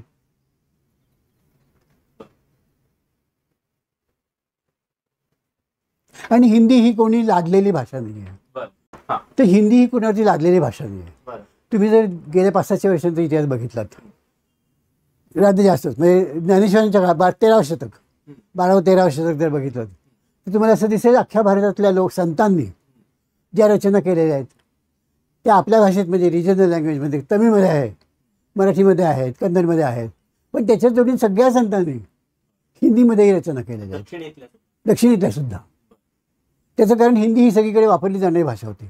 लोकही त्याच्या निमित्ताने जी फिरत असत, याचा आपल्याकडे 2 वेळा होत असत. एक म्हणजे गृहस्थाश्रमात प्रवेश करण्यापूर्वी विद्या 12 वर्षे संपूर्ण केल्यानंतर देशाटन असे, आणि मग म्हातारपणी एक यात्रा असते ती धार्मिक. त्यामुळे लोक फिरत होते आणि त्या सगळ्यांना माहिती होतं हिंदीचं काय महत्त्व आहे. ते त्या प्रत्येक संतांनी हिंदीत लिहिलेलं आहे. म्हणजे आता आपल्याला माहिती आहे शंकरदेव आसाममधले की जे 120 वर्ष जगले ॲक्टिव्ह लाईफ, त्यांनी सुद्धा जी नाटकं लिहिलेली आहेत ती व्रजाबोलीमध्ये आहेत, म्हणजे हिंदी जवळची. कारण त्या काळामध्ये नॉर्थमध्ये सोका हिंदी रिजन जो आहे तिथे व्रज ही स्टँडर्ड भाषा होती. काही काळ त्यानंतर सांगतो ना, त्यानंतर अवधी ही काही काळ स्टँडर्ड हिंदी होती. आणि साधारणतः 18व्या शतकामध्ये खडी बोली हिंदी स्टँडर्ड व्हायला लागली. जसं पंजाबी उदाहरणार्थ 47पर्यंत अमृतसरची जी पंजाबी होती, अमृतसर लाहोर, ती स्टँडर्ड होती. आज नाही, आज ती मावळ भागातली जी आहे म्हणजे फिरोजपूर जो भाग आहे त्या भागातली पंजाबी ही स्टँडर्ड आहे. तर स्टँडर्ड भाषा बदलू शकते. मराठीचं पण तसंच आहे. होय, मराठवाडा, पैठण. होय. तर आता दुसरा मुद्दा म्हणजे यासारखाच की देशी भाषांच्या संदर्भात त्या भाषा आणि संस्कृत यांचा संबंध हा एक महत्वाचा आहे आणि तो वादग्रस्त पण विषय आहे. संस्कृत शिकवण्यासाठी आपल्याकडे ज्या वेगवेगळ्या पद्धती वापरल्या जातात तर त्यापैकी एक तर पारंपरिक व्याकरणावर आधारलेली पद्धत आहे आणि दुसरीकडे संभाषणात्मक पद्धत म्हणजे संस्कृत भारती किंवा अशा ज्या संस्था आहेत करतात. तर आता संस्कृत आणि भारतीय भाषांचा संबंध आणि ह्या संस्कृत शिकवण्याच्या पद्धती यांच्या संदर्भात तुमचं काय दृष्टिकोन काय आहे? हो, मी याच्याबद्दल नक्कीच मला बोलायला आवडेल, कारण मी बेसिकली संस्कृतचा विद्यार्थी आहे. म्हणजे ती MPSCची पोस्ट लेक्चर इन जर्मन अशी होती म्हणून मी जर्मनचा प्राध्यापक झालो. तिथे रशियनची असेल तर मी रशियनचा प्राध्यापक झालो असतो, कारण मी सगळ्याला क्वालिफाईड होतो त्यावेळेला. तर संस्कृत म्हणजे अनेक लोक मध्या काळामध्ये आजही तो वाद घालतात की संस्कृत अगोदर का प्राकृत अगोदर.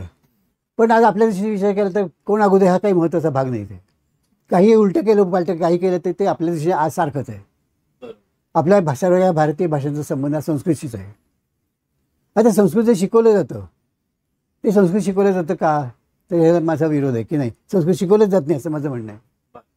तुम्ही जे काही शिकवता संस्कृत म्हणून ते एक तर त्यांना थोडंसं पाठांतर शिकवता श्लोकांचं, म्हणजे भाषा नव्हे, so called part of literature.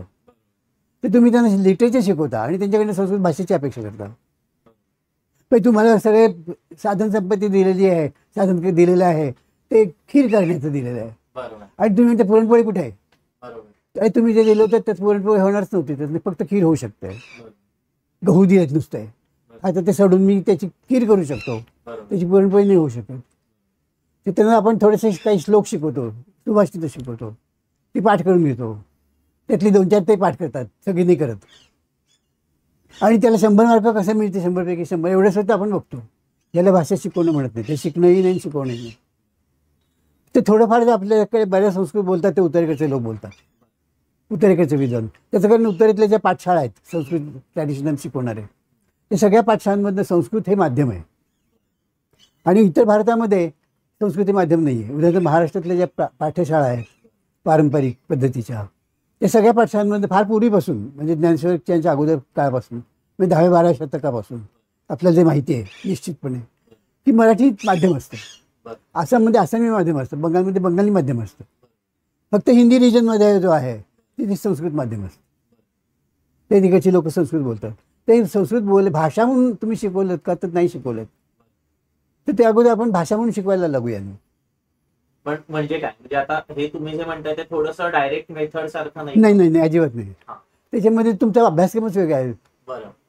तो अभ्यासक्रम तुमचा असेल की वर्तमान काळ आहे त्याच्यावरती आधारित तुम्ही त्यांना पहिल्यांदा वाक्य शिकवाल, मग दुसरा काळ शिकवाल, तुम्ही काय शिकवाल त्यांना विभक्त शिकवा.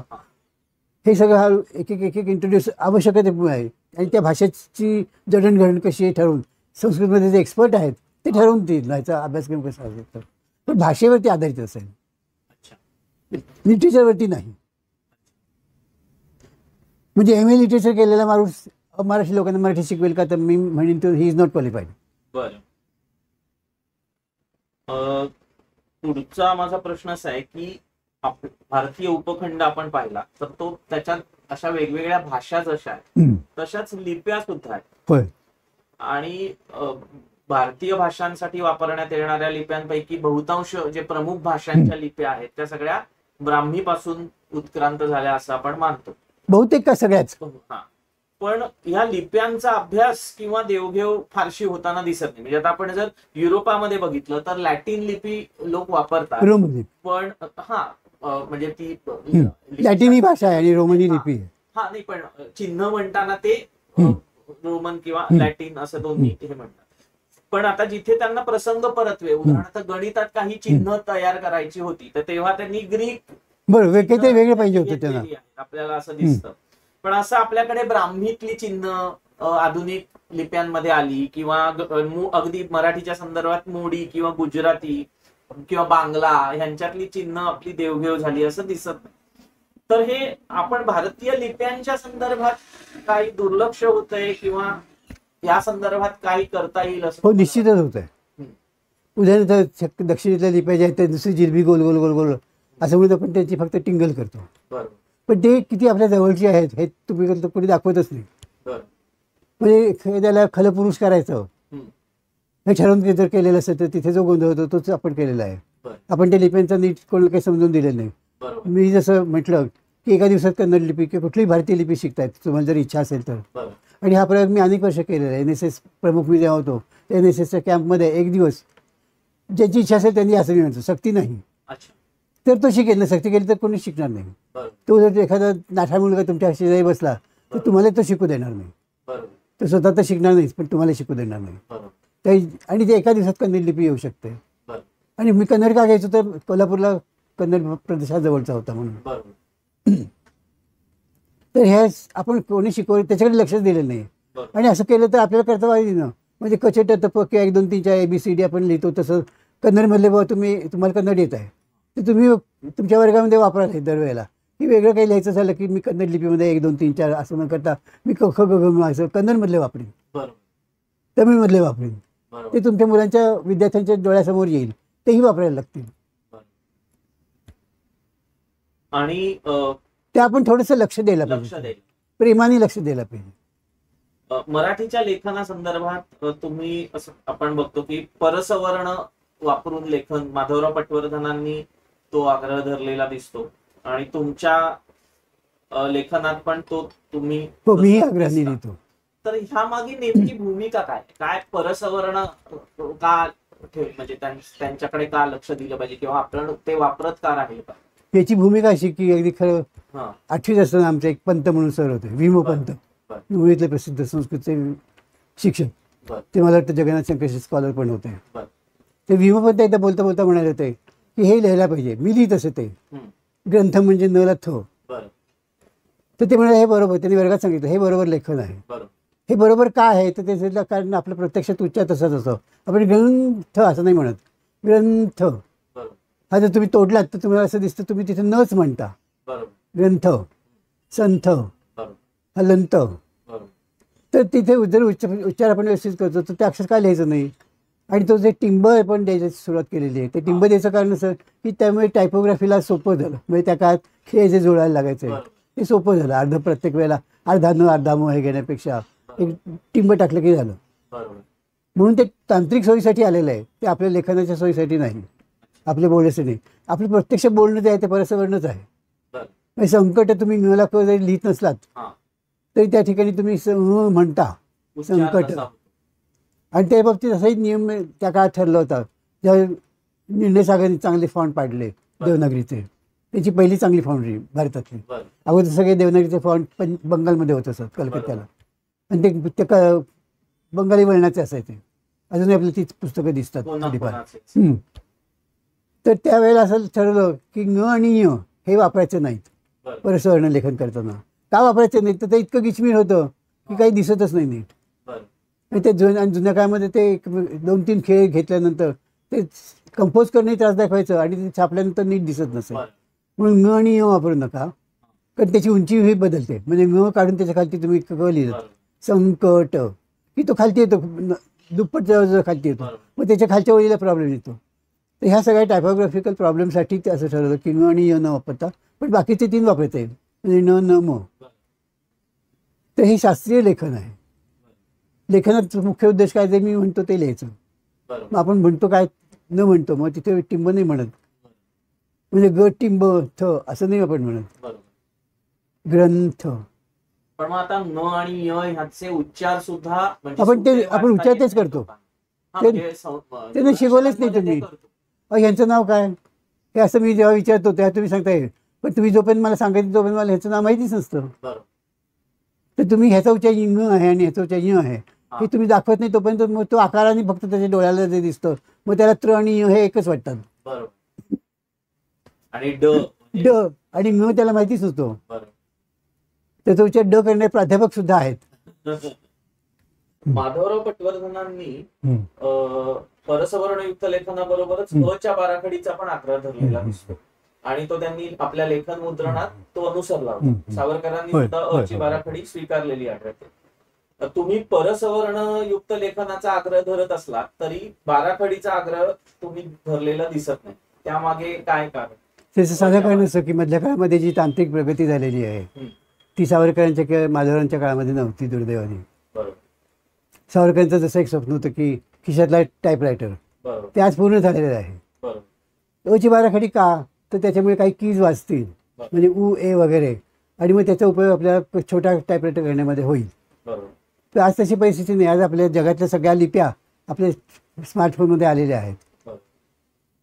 त्यामुळे त्याची आवश्यकता होती. शुद्ध लेखन किंवा प्रमाण लेखन या संदर्भात तत्सम शब्दांच्या लेखनामध्ये महामंडळाने जे बदल केले ते तुम्हाला रुचलेले वाटत नाही.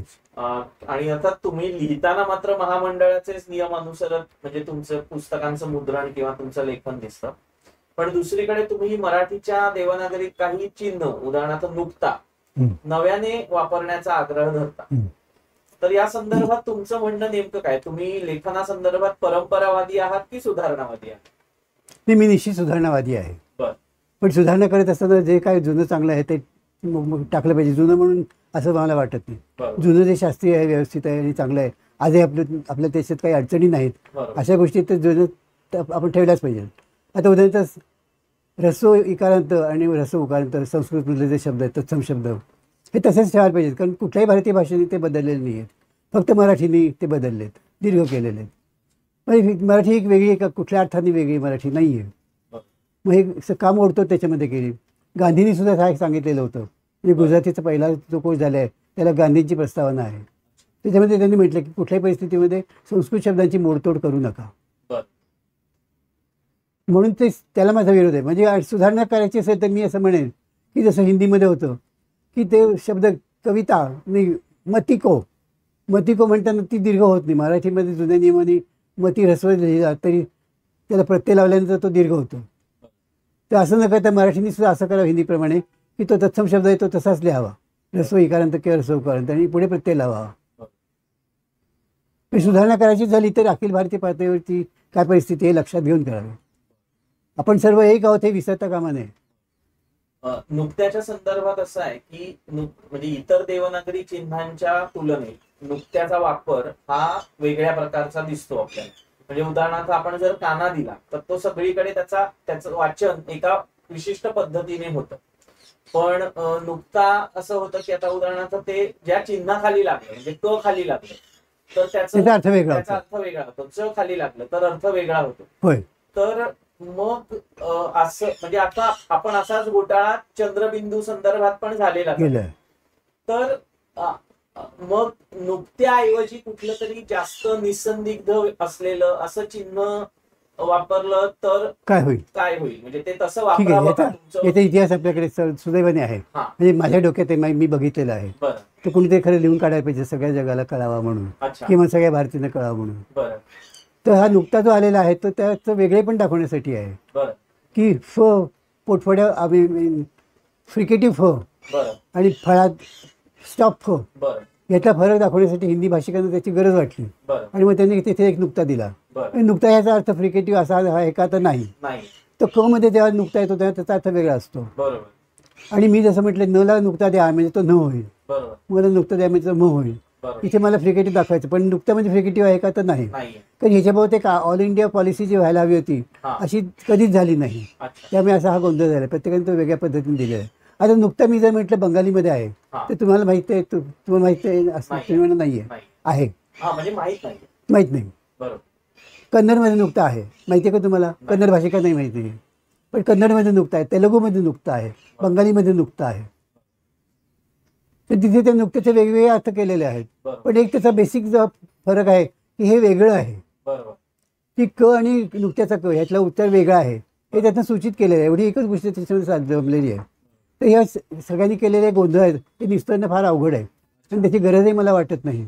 त्याचं कारण असं की अशास्त्रीय जे काय आहे ते शास्त्रीय करायचा आपण जर प्रयत्न केला तर दरवेळेला यशस्वी होतो असं नाही. उदाहरणार्थ देवनागरीमध्ये आपण व्यंजन दाखवतो आणि त्याच्यापुढे स्वर दाखवतो. क आणि उ, क आणि का, क आणि के म्हणजे व्यंजन आणि मग ती खूण आहे स्वराची. पण ह्रस्व ई जो आहे तिथे मात्र असं होतं की आपण अगोदर ती ई दाखवतो आणि मग पुढे आपण व्यंजन लिहितो. तर ही अशास्त्रीयता जी आहे ही काढावी असा एक प्रयत्न होता. शास्त्रीय विचार आहे की ह्रस्व ईचा सुद्धा ही कच्या पुढेच आली पाहिजे आणि असा एक प्रयत्न केला गेला. त्याला लखनौ लिपी म्हणतात. मला वाटतं 57 मध्ये ती पुस्तकही मी 9वीत असताना त्या पद्धतीने पुस्तकही छापली गेली लिपी सुधारण्यासाठी. पण ती शेवटी लखनौ लिपी जी होती त्याला लंगडी लिपी म्हटलं लोकांनी आणि ती टाकून दिली. ती सगळी पुस्तकं रद्दीत घालावी लागली. तर लोकांना ते जे ट्रॅडिशन जे तुम्ही गेले 1000 वर्ष लिहिताय त्याच्यामध्ये एकदम बदल केला तर ते त्रासदायक वाटतं लोकांना. त्या काही म्हणजे असे इरेग्युलर व्हर्ब्स आहेत. गोचं गोड करायला काय हरकत आहे, पण लोकांना ते इतकी सवय झाली गोचं वेंट त्यामुळे आता त्यांना ते लॉजिकल जर केलं गोड की गोड येस्टरडे तर नाही चालणार. या काही इरेग्युलर गोष्टी या ट्रॅडिशनल झाल्या खूप काळ वापरल्या गेल्या तर त्या सुद्धा ते आपल्याला सोप्या वाटतात, सहज वाटतात. कारण ते वाटलेल्याच असतात कारण त्याचा सराव असतो तुम्हाला. म्हणून ते असं काही अशास्त्रीय म्हणायचं आणि बदलायचं असं शक्य होत नाही. संदर्भात तुम्ही म्हणतात असं पूर्वी मराठी मुद्रणात असं होतं की शिरोरेखेमध्येच एक बिंदू दिला जायचा अगदी सुरुवातीच्या काळामध्ये. तर ते पूर्ण निसंदिग्ध होतं कारण त्याचा म्हणजे त्या बिंदूचा अर्थ दुसरा काही नाही. तर तसं उदाहरणार्थ मल्याळमनी त्यांच्या लिपीमध्ये काही शास्त्रीय बदल केले, सोकॉट शास्त्रीय केले. त्यामुळे काय झालं गोंधळ झाला फक्त. म्हणजे आज असं झालंय की 57 सालापूर्वीची पुस्तकं आम्हाला नाही वाचतायत. म्हणजे असं जर झालं देवनागरीच्या संदर्भामध्ये तर ते केवढा मोठा लॉस असेल तो. म्हणजे ती पुस्तकं रद्दीत टाकणे आणि त्याच्या सगळी नवीन छापणे हे काही होणार नाही आपल्याकडे कधीच. आपण बोलत होतो की आता जसं आपण नुकत्याचा विचार जसा केला तर तसंच तुम्ही एका ठिकाणी असं म्हटलंय की न ण ढ किंवा म्ह ही जोड व्यंजन ही वस्तुतः जोड व्यंजन नाही. नाही. आणि नासिक्य वर्णांचं महाप्राण उच्चार लिहून दाखवण्यासाठी कन्नड प्रमाणे आपण अक्षरांच्या खाली टिंब द्यावं असं तुम्ही म्हटले. आता याच्यामध्ये जी जोड व्यंजन असण्याची कसोटी वापरलेली आहे ती पूर्वाक्षरावर आघात न येणं बरोबर ही आहे. तर मग असाच पूर्वाक्षरांवर आघात आपल्याकडे म्हणजे जिथे सामान्य रूप होतं आकारांत शब्दांचं घोड्या, पुढ्या, भूम्या किंवा दर्या बरोबर असं, तर किंवा दर्या दर्याचा अर्थ वेगळा. हा, तर इथे मग या ठिकाणी पण हे एकच वर्ण आहेत असं मानायचं का? अगदी काही प्रश्न मानायचा प्रश्नच नाही. त्या एकच वर्ण आहे. त्याला लिंग्विस्टिक्स मध्ये भाषाशास्त्रामध्ये पॅलेटलायझेशन म्हणतात. पॅलेटलायझेशन बर. ते आपल्या मराठीमध्ये तर प्रचंड प्रमाणात ते वापरतो. आपली बरीचशी नावं मुलं एकमेकांना हाक मारतात त्या पॅलेटलायझेशन असतं. अरे धन्या इकडे ये, तो गोळ्या कुठे गेला, मण्याचा अजून काही पत्ता नाही. ही सगळी पॅलेटलायझेशन आहे. तिथे जोडाक्षर नाहीच आहे. तो ध्वनी आपण दाखवू शकत नाही नीट अजून. त्याची सोय आपण करायला पाहिजे. अनेक ध्वनी आपण वापरतो पण त्याची सोय आपण काही लावलेली नाही लेखनात. तिथे लेखनासाठी ध्वनी आले पाहिजेत दाखवता. म्हणजे असे अजून दुसरे कोणते ध्वनी वाटतात तुम्हाला? पॅलेटलायझेशन मधले खूप आणखीन आहेत. म्हणजे लेब्युलाइज्ड ध्वनी जे असतात की जे ऋग्वेदी पद्धतीमध्ये आहेत. नंतर ते गेलेले आहेत. यजुर्वेदात ते नाही आहेत लेब्युलाइज्ड. लेब्युलाइज्ड म्हणजे अशी अवस्था होते ओठांची की ते व सारखे गोलाकार होतात आणि तिथे व असा ध्वनी निर्माण होतो की जो प्रत्यक्ष लेखनात नसतो. जसं उदाहरण तर सिंह, संशय, वंश म्हणजे य र ल व श स ह या संदर्भात ह्याच्या अगोदरचे ध्वनी आहेत तिथे ते लिब्युलायझेशन होतं.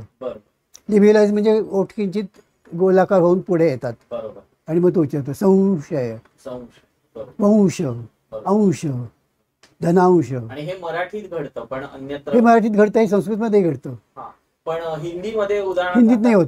आणि हिंदीत लेब्युलायझेशन होत नाही म्हणून उदाहरण महाराष्ट्र ऋग्वेदी परंपरेतला जो सिंह आहे जो मराठीमध्ये ऋग्वेदी परंपरा आता फक्त आधुनिक भारतामध्ये महाराष्ट्र आणि तेलंगणा या दोनच ठिकाणी राहिलेली आहे. बाकी सगळ्या ठिकाणी यजुर्वेद आलंय आणि यजुर्वेद परंपरेमध्ये ते उच्चार वेगळे होतात. ते परंपरेनेच उच्चार येते. हिंदीतला वंश असा जो आहे उच्चार हा परंपरेतलाच आहे पण तो यजुर्वेदी परंपरेतला आहे आणि हा ऋग्वेदी परंपरेतला आहे. या दोन परंपरांमध्ये ह्या दोन वेगळ्या परंपरा आहेत. आणि म्हणून तुम्हाला माहिती असेल ऐकून की ऋग्वेदी आणि यजुर्वेदी यांच्यात आपल्याकडे लग्न होत नसत. त्याचं कारण हे होतं की ते ऋग्वेदीने यजुर्वेदी मुलीशी लग्न केलं तर त्यांची मुलं जी आहेत ती आजोळी जाणार आणि मग तिथे त्यांच्या कानावरती वेगळी भाषा पडणार आणि उलटं झालं तर उलटं होईल.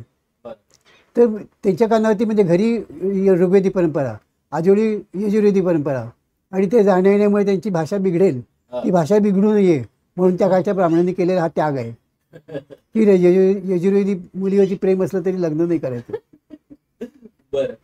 पण मग आता हिंदीमध्ये लिहिताना म्हणजे शिरोबिंदू लिहितात. गंमत अशी आहे त्याचं लेखन जे आहे ते तेच आहे.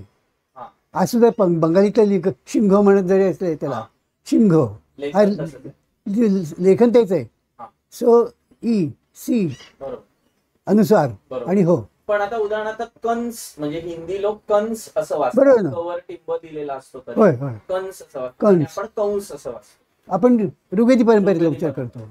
आणि पण त्यामुळे मग आता असं होतं हिंदीमध्ये नवीन शब्द लिहिताना सुद्धा आता रिलायन्स असं जर मराठीत उच्चार अभिप्रेत असेल तर तो बिंदू देऊन मराठीत लिहून चालत नाही कारण नाही तर तो रिलायन्स असा उच्चार करतो. पण हिंदीमध्ये बिंदू देऊन चालतो त्यांच्या यजुर्वेदी परंपरेत तो बसतो. बरोबर. मग अलीकडे मराठी मुलं सुद्धा सिंह म्हणायला लागले. सिंहगड रोडला राहतो. सिंहगड राहतात. सिंहगड ते म्हणतात सिंहगड. आणि ऋग्वेद यजुर्वेदामध्ये तो लिहितात सुद्धा असाच सी गम ह सी ग ह. पण तिथे लेब्युलायझेशन होत नाही यजुर्वेदी परंपरेत. आता आधुनिक काळामध्ये दळणवळणाची साधनं वाढली आणि विस्तारली पण आहेत आणि त्यामुळे बहुभाषिकता एक प्रकारे अपरिहार्य झाली. पण याच वेळेला असं आपल्याला दिसतं की बहुभाषिकता रूढ होताना काही भाषांकडे संसाधनं आहेत आणि काही भाषांकडे ती नाही म्हणजे अशी विषम परिस्थिती आहे. आणि त्यामुळे काही भाषा शिकल्याचे दृश्य व्यावहारिक लाभ आपल्याला दिसून येतात आणि काहींचे तसे दिसून येत नाही. आणि मग ज्याचा परिणाम असा होतो की ज्या भाषांकडे संसाधनं नाहीत त्यांच्यापासून लोक दुरावतात. म्हणजे काही वेळेला त्यांचे निजभाषिक सुद्धा त्या भाषांकडे पाठ फिरवताना आपल्याला दिसतात. तर आणि मग त्या भाषा टिकतील का नष्ट होतील अशा प्रकारच्या चर्चा होतात. मराठी संदर्भात पण अशा चर्चा वारंवार होत असतात. तर या परिस्थितीविषयी तुम्हाला काय वाटतं आणि याच्यावर काही उपाय आहे असं तुम्हाला वाटतं? म्हणजे हे संसाधनांची विषमता हा जो भाग आहे त्या संदर्भात. नाही, याच्याबद्दल मला असं वाटतं की बळी तो कानपिळी हा नियम इथे सुद्धा लागू आहे. त्याचं कारण असं की ज्या भाषा शिकल्यानंतर तुम्हाला काहीतरी फायदा होणार तेच तुम्ही शिकताना तुम्ही अमेरिकेत जाण्यासाठी धडपडता, USA मध्ये, कॅनडामध्ये.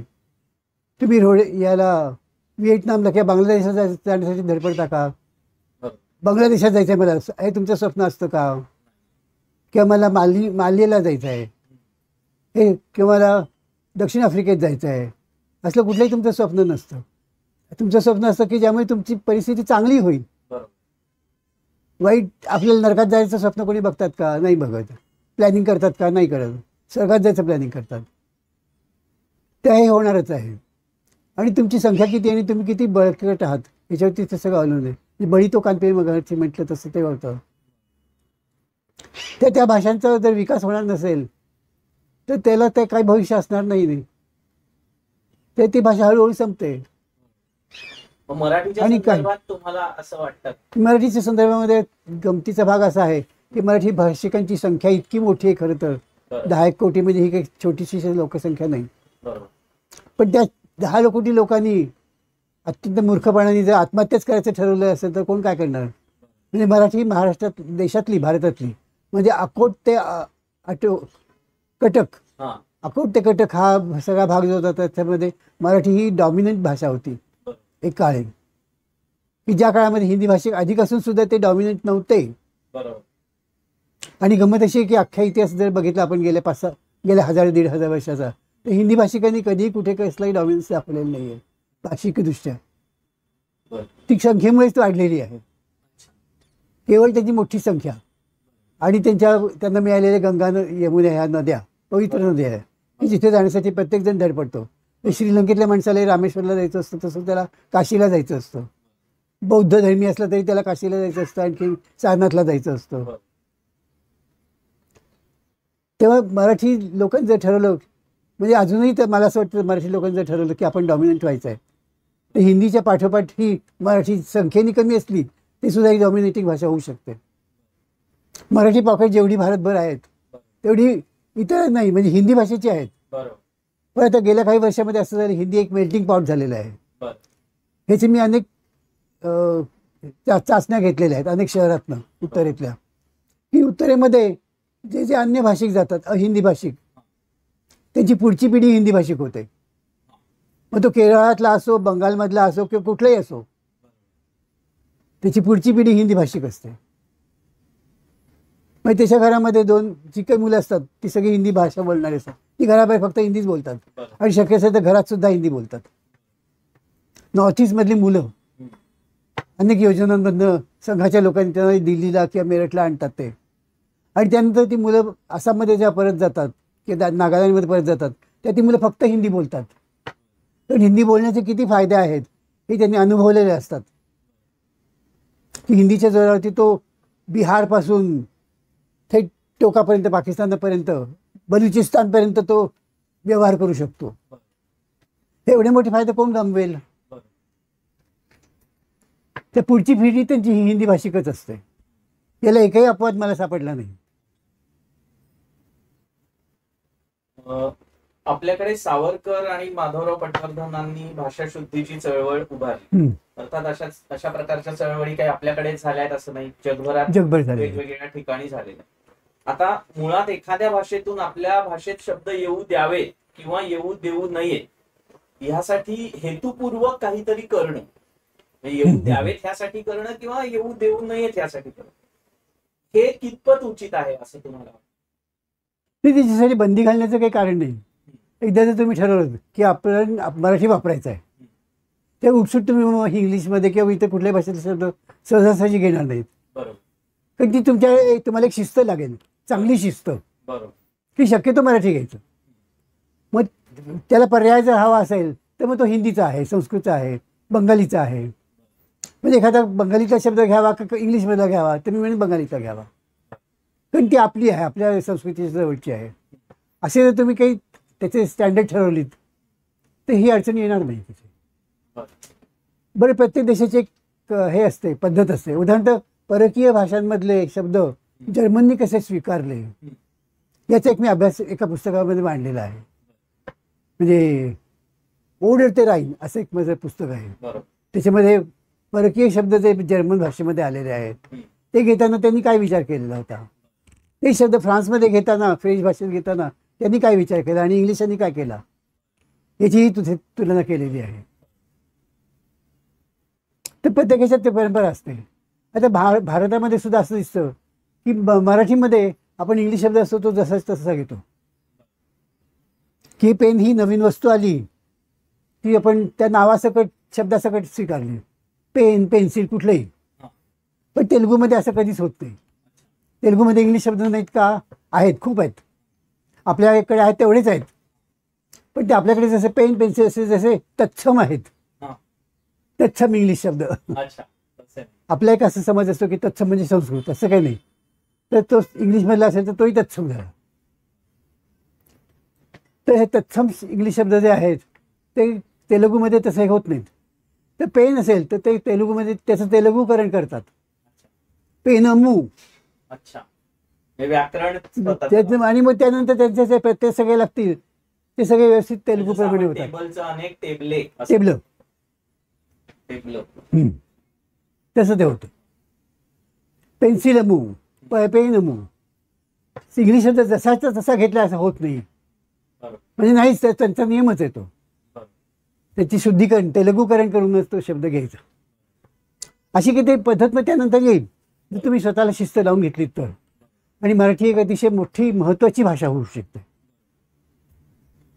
तुमच्या भाषा कारण या दुसऱ्या पुस्तकाच्या शेवटी न्यू एम्ब्री देशाची कहाणी ही एक रूपक कथा आहे. मग भाषा घडताना या तुमच्या पुस्तकात पण त्याच्यात तुम्ही काही भर घालून ती सुरुवातीला दिलेली, किंवा भाकरीची भाषा आणि परिशस्पर्श या पुस्तकांमध्ये पण आहे. तर ही कथा का लिहावीशी वाटली आणि त्यामध्ये जी परिस्थिती आहे तर ती आज आहे प्रत्यक्षात असं तुम्हाला वाटतं? त्यातली मला काय विषय वाटली त्याचं कारण असं होतं की त्याच काळामध्ये जेव्हा मी ती कथा लिहिली, रादर सरकारने कसा नियम केला की पहिलीपासून मुलं इंग्लिश बोलतील, शिकतील आणि बोलतील. असं जर झालं तर मग पहिलीपासून का अगोदरपासूनच करावे ना. आणि हा गंमत म्हणजे हा प्रयोग, अशा तऱ्हेचे प्रयोग जपानमध्ये झालेले आहेत. मेहीजी क्रांती जी जपानमध्ये झाली, ते मेहीजी क्रांतीच्या काळामध्ये खूप गमतीशीर गोष्टी घडलेल्या आहेत. दुर्दैवाने तिच्याबद्दल मराठीमध्ये किंवा भारतीय भाषेमध्ये मी एकही पुस्तक बघितलेलं नाही. अतिशय इंटरेस्टिंग आणि अतिशय शिकून आपल्याला शहाणं करणारं असं अशी ती क्रांती होती. म्हणजे किती मूर्खपणाने लोक कामं करतात, जपान्यांनी केली. आणि मग त्यांना रिअलायझेशन झालं की अरे हे आपलं चुकलं. पण त्यांनी चुकल्यानंतर त्याच्यामध्ये सुधारणा केली, बदल केला. म्हणजे त्यांनी चुकीचं जातात चला चुकलंच आहे तसंच पुढे जाऊ असं नाही केलं. काय नेमकं तर ती मी सगळे मेहीजी क्रांती नाही सांगणार, तुम्ही ती वाचा. पण त्याच्या निदान तुम्ही कोणाला असे प्रवृत्त करा की तुम्ही मराठीमध्ये त्याच्यावरती एक पुस्तक लिहा, पुस्तिका लिहा, फक्त भाषेच्या संदर्भात. म्हणजे जपान्यांची अशी मजा गेली होती की चांगलं आपल्याला हे जेव्हा डॉमिनन्स होता तो हॉलंडचा होता, की आपल्या चांगली डच भाषा आल्याशिवाय आपली प्रगती होणार नाही. जसं आज जवळजवळ 90% मराठी लोकांना वाटतं आपल्या इंग्लिश आल्याशिवाय आपली प्रगती होणार नाही. असं काही झालं नाही. अशी भाषा येऊन जरी प्रगती होत असती तर मग लॅटिन अमेरिका का मागे राहिली असती? ते सगळे स्पॅनिशच बोलतात ना. तर तसं होत नाही. तर मेहीजी क्रांती ही खरं तर अभ्यासक्रमाचा एक महत्त्वाचा भाग असली पाहिजे. तुम्ही जरूर वाचा, ती सगळ्यांनी वाचावी आणि त्याच्यात बरंच तुम्हाला शिकता येईल. तर त्या मेहीजी क्रांतीमध्ये जे काय झालं ते माझ्या डोक्यामध्ये होतं. आणि ती रामकृष्ण मोऱ्यांनी आपल्या मंत्री, शिक्षण मंत्री होते त्या काळामध्ये, त्यांनी पहिलीपासून इंग्लिश शिका आणि बोला हे सुरू केलं. मग काय होईल त्याच्या परिणाम काय होईल. आणि तो मी त्याची कल्पना करून ती कथा लिहिलेली आहे. ती लोकसत्तेमध्ये आलेली होती, पण ती त्यावेळेला माझ्या नावाने नाही आली. त्याचं कारण असं होतं की त्याच काळात माझं एक सदस्य होतं, भाषा आपली सर्वांचीच. त्याच आठवड्यामध्ये मी दुर्गाबाईंच्या एका पुस्तकाचं परीक्षण केलं होतं, ते आलं होतं. मग त्या रेखाताई म्हणाले, हो दुसऱ्या पानावरती तुम्ही, तिसऱ्या पानावरती तुम्हीच. मग सदर तुमचं अविनाश बिनेवाले, कथा अविनाश बिनेवाले आणि पुस्तक परीक्षण अविनाश बिनेवाले. असं नको, तुम्ही दुसरं काहीतरी नाव द्या. मग कृष्णकुमार या नावाने ती प्रकाशित झाली ती. आणि ती मला आवडली. आणि मला असं वाटतं की जर सध्या जे काय आहे ते चालू राहिलं तर असंच होईल. असं होऊ नये अशी माझी इच्छा आहे. तर जसं ग्रीक नाटकांमध्ये ती ट्रॅजेडी दाखवलेली असते, की तुम्ही असं वागलं तर असं वाईट होईल, तर तुम्ही असं वागू नका, असं वाईट होऊ देऊ नका स्वतःचं. त्यासाठी मी सांगितलं हे वाचा आणि असं होऊ देऊ नका स्वतःचं.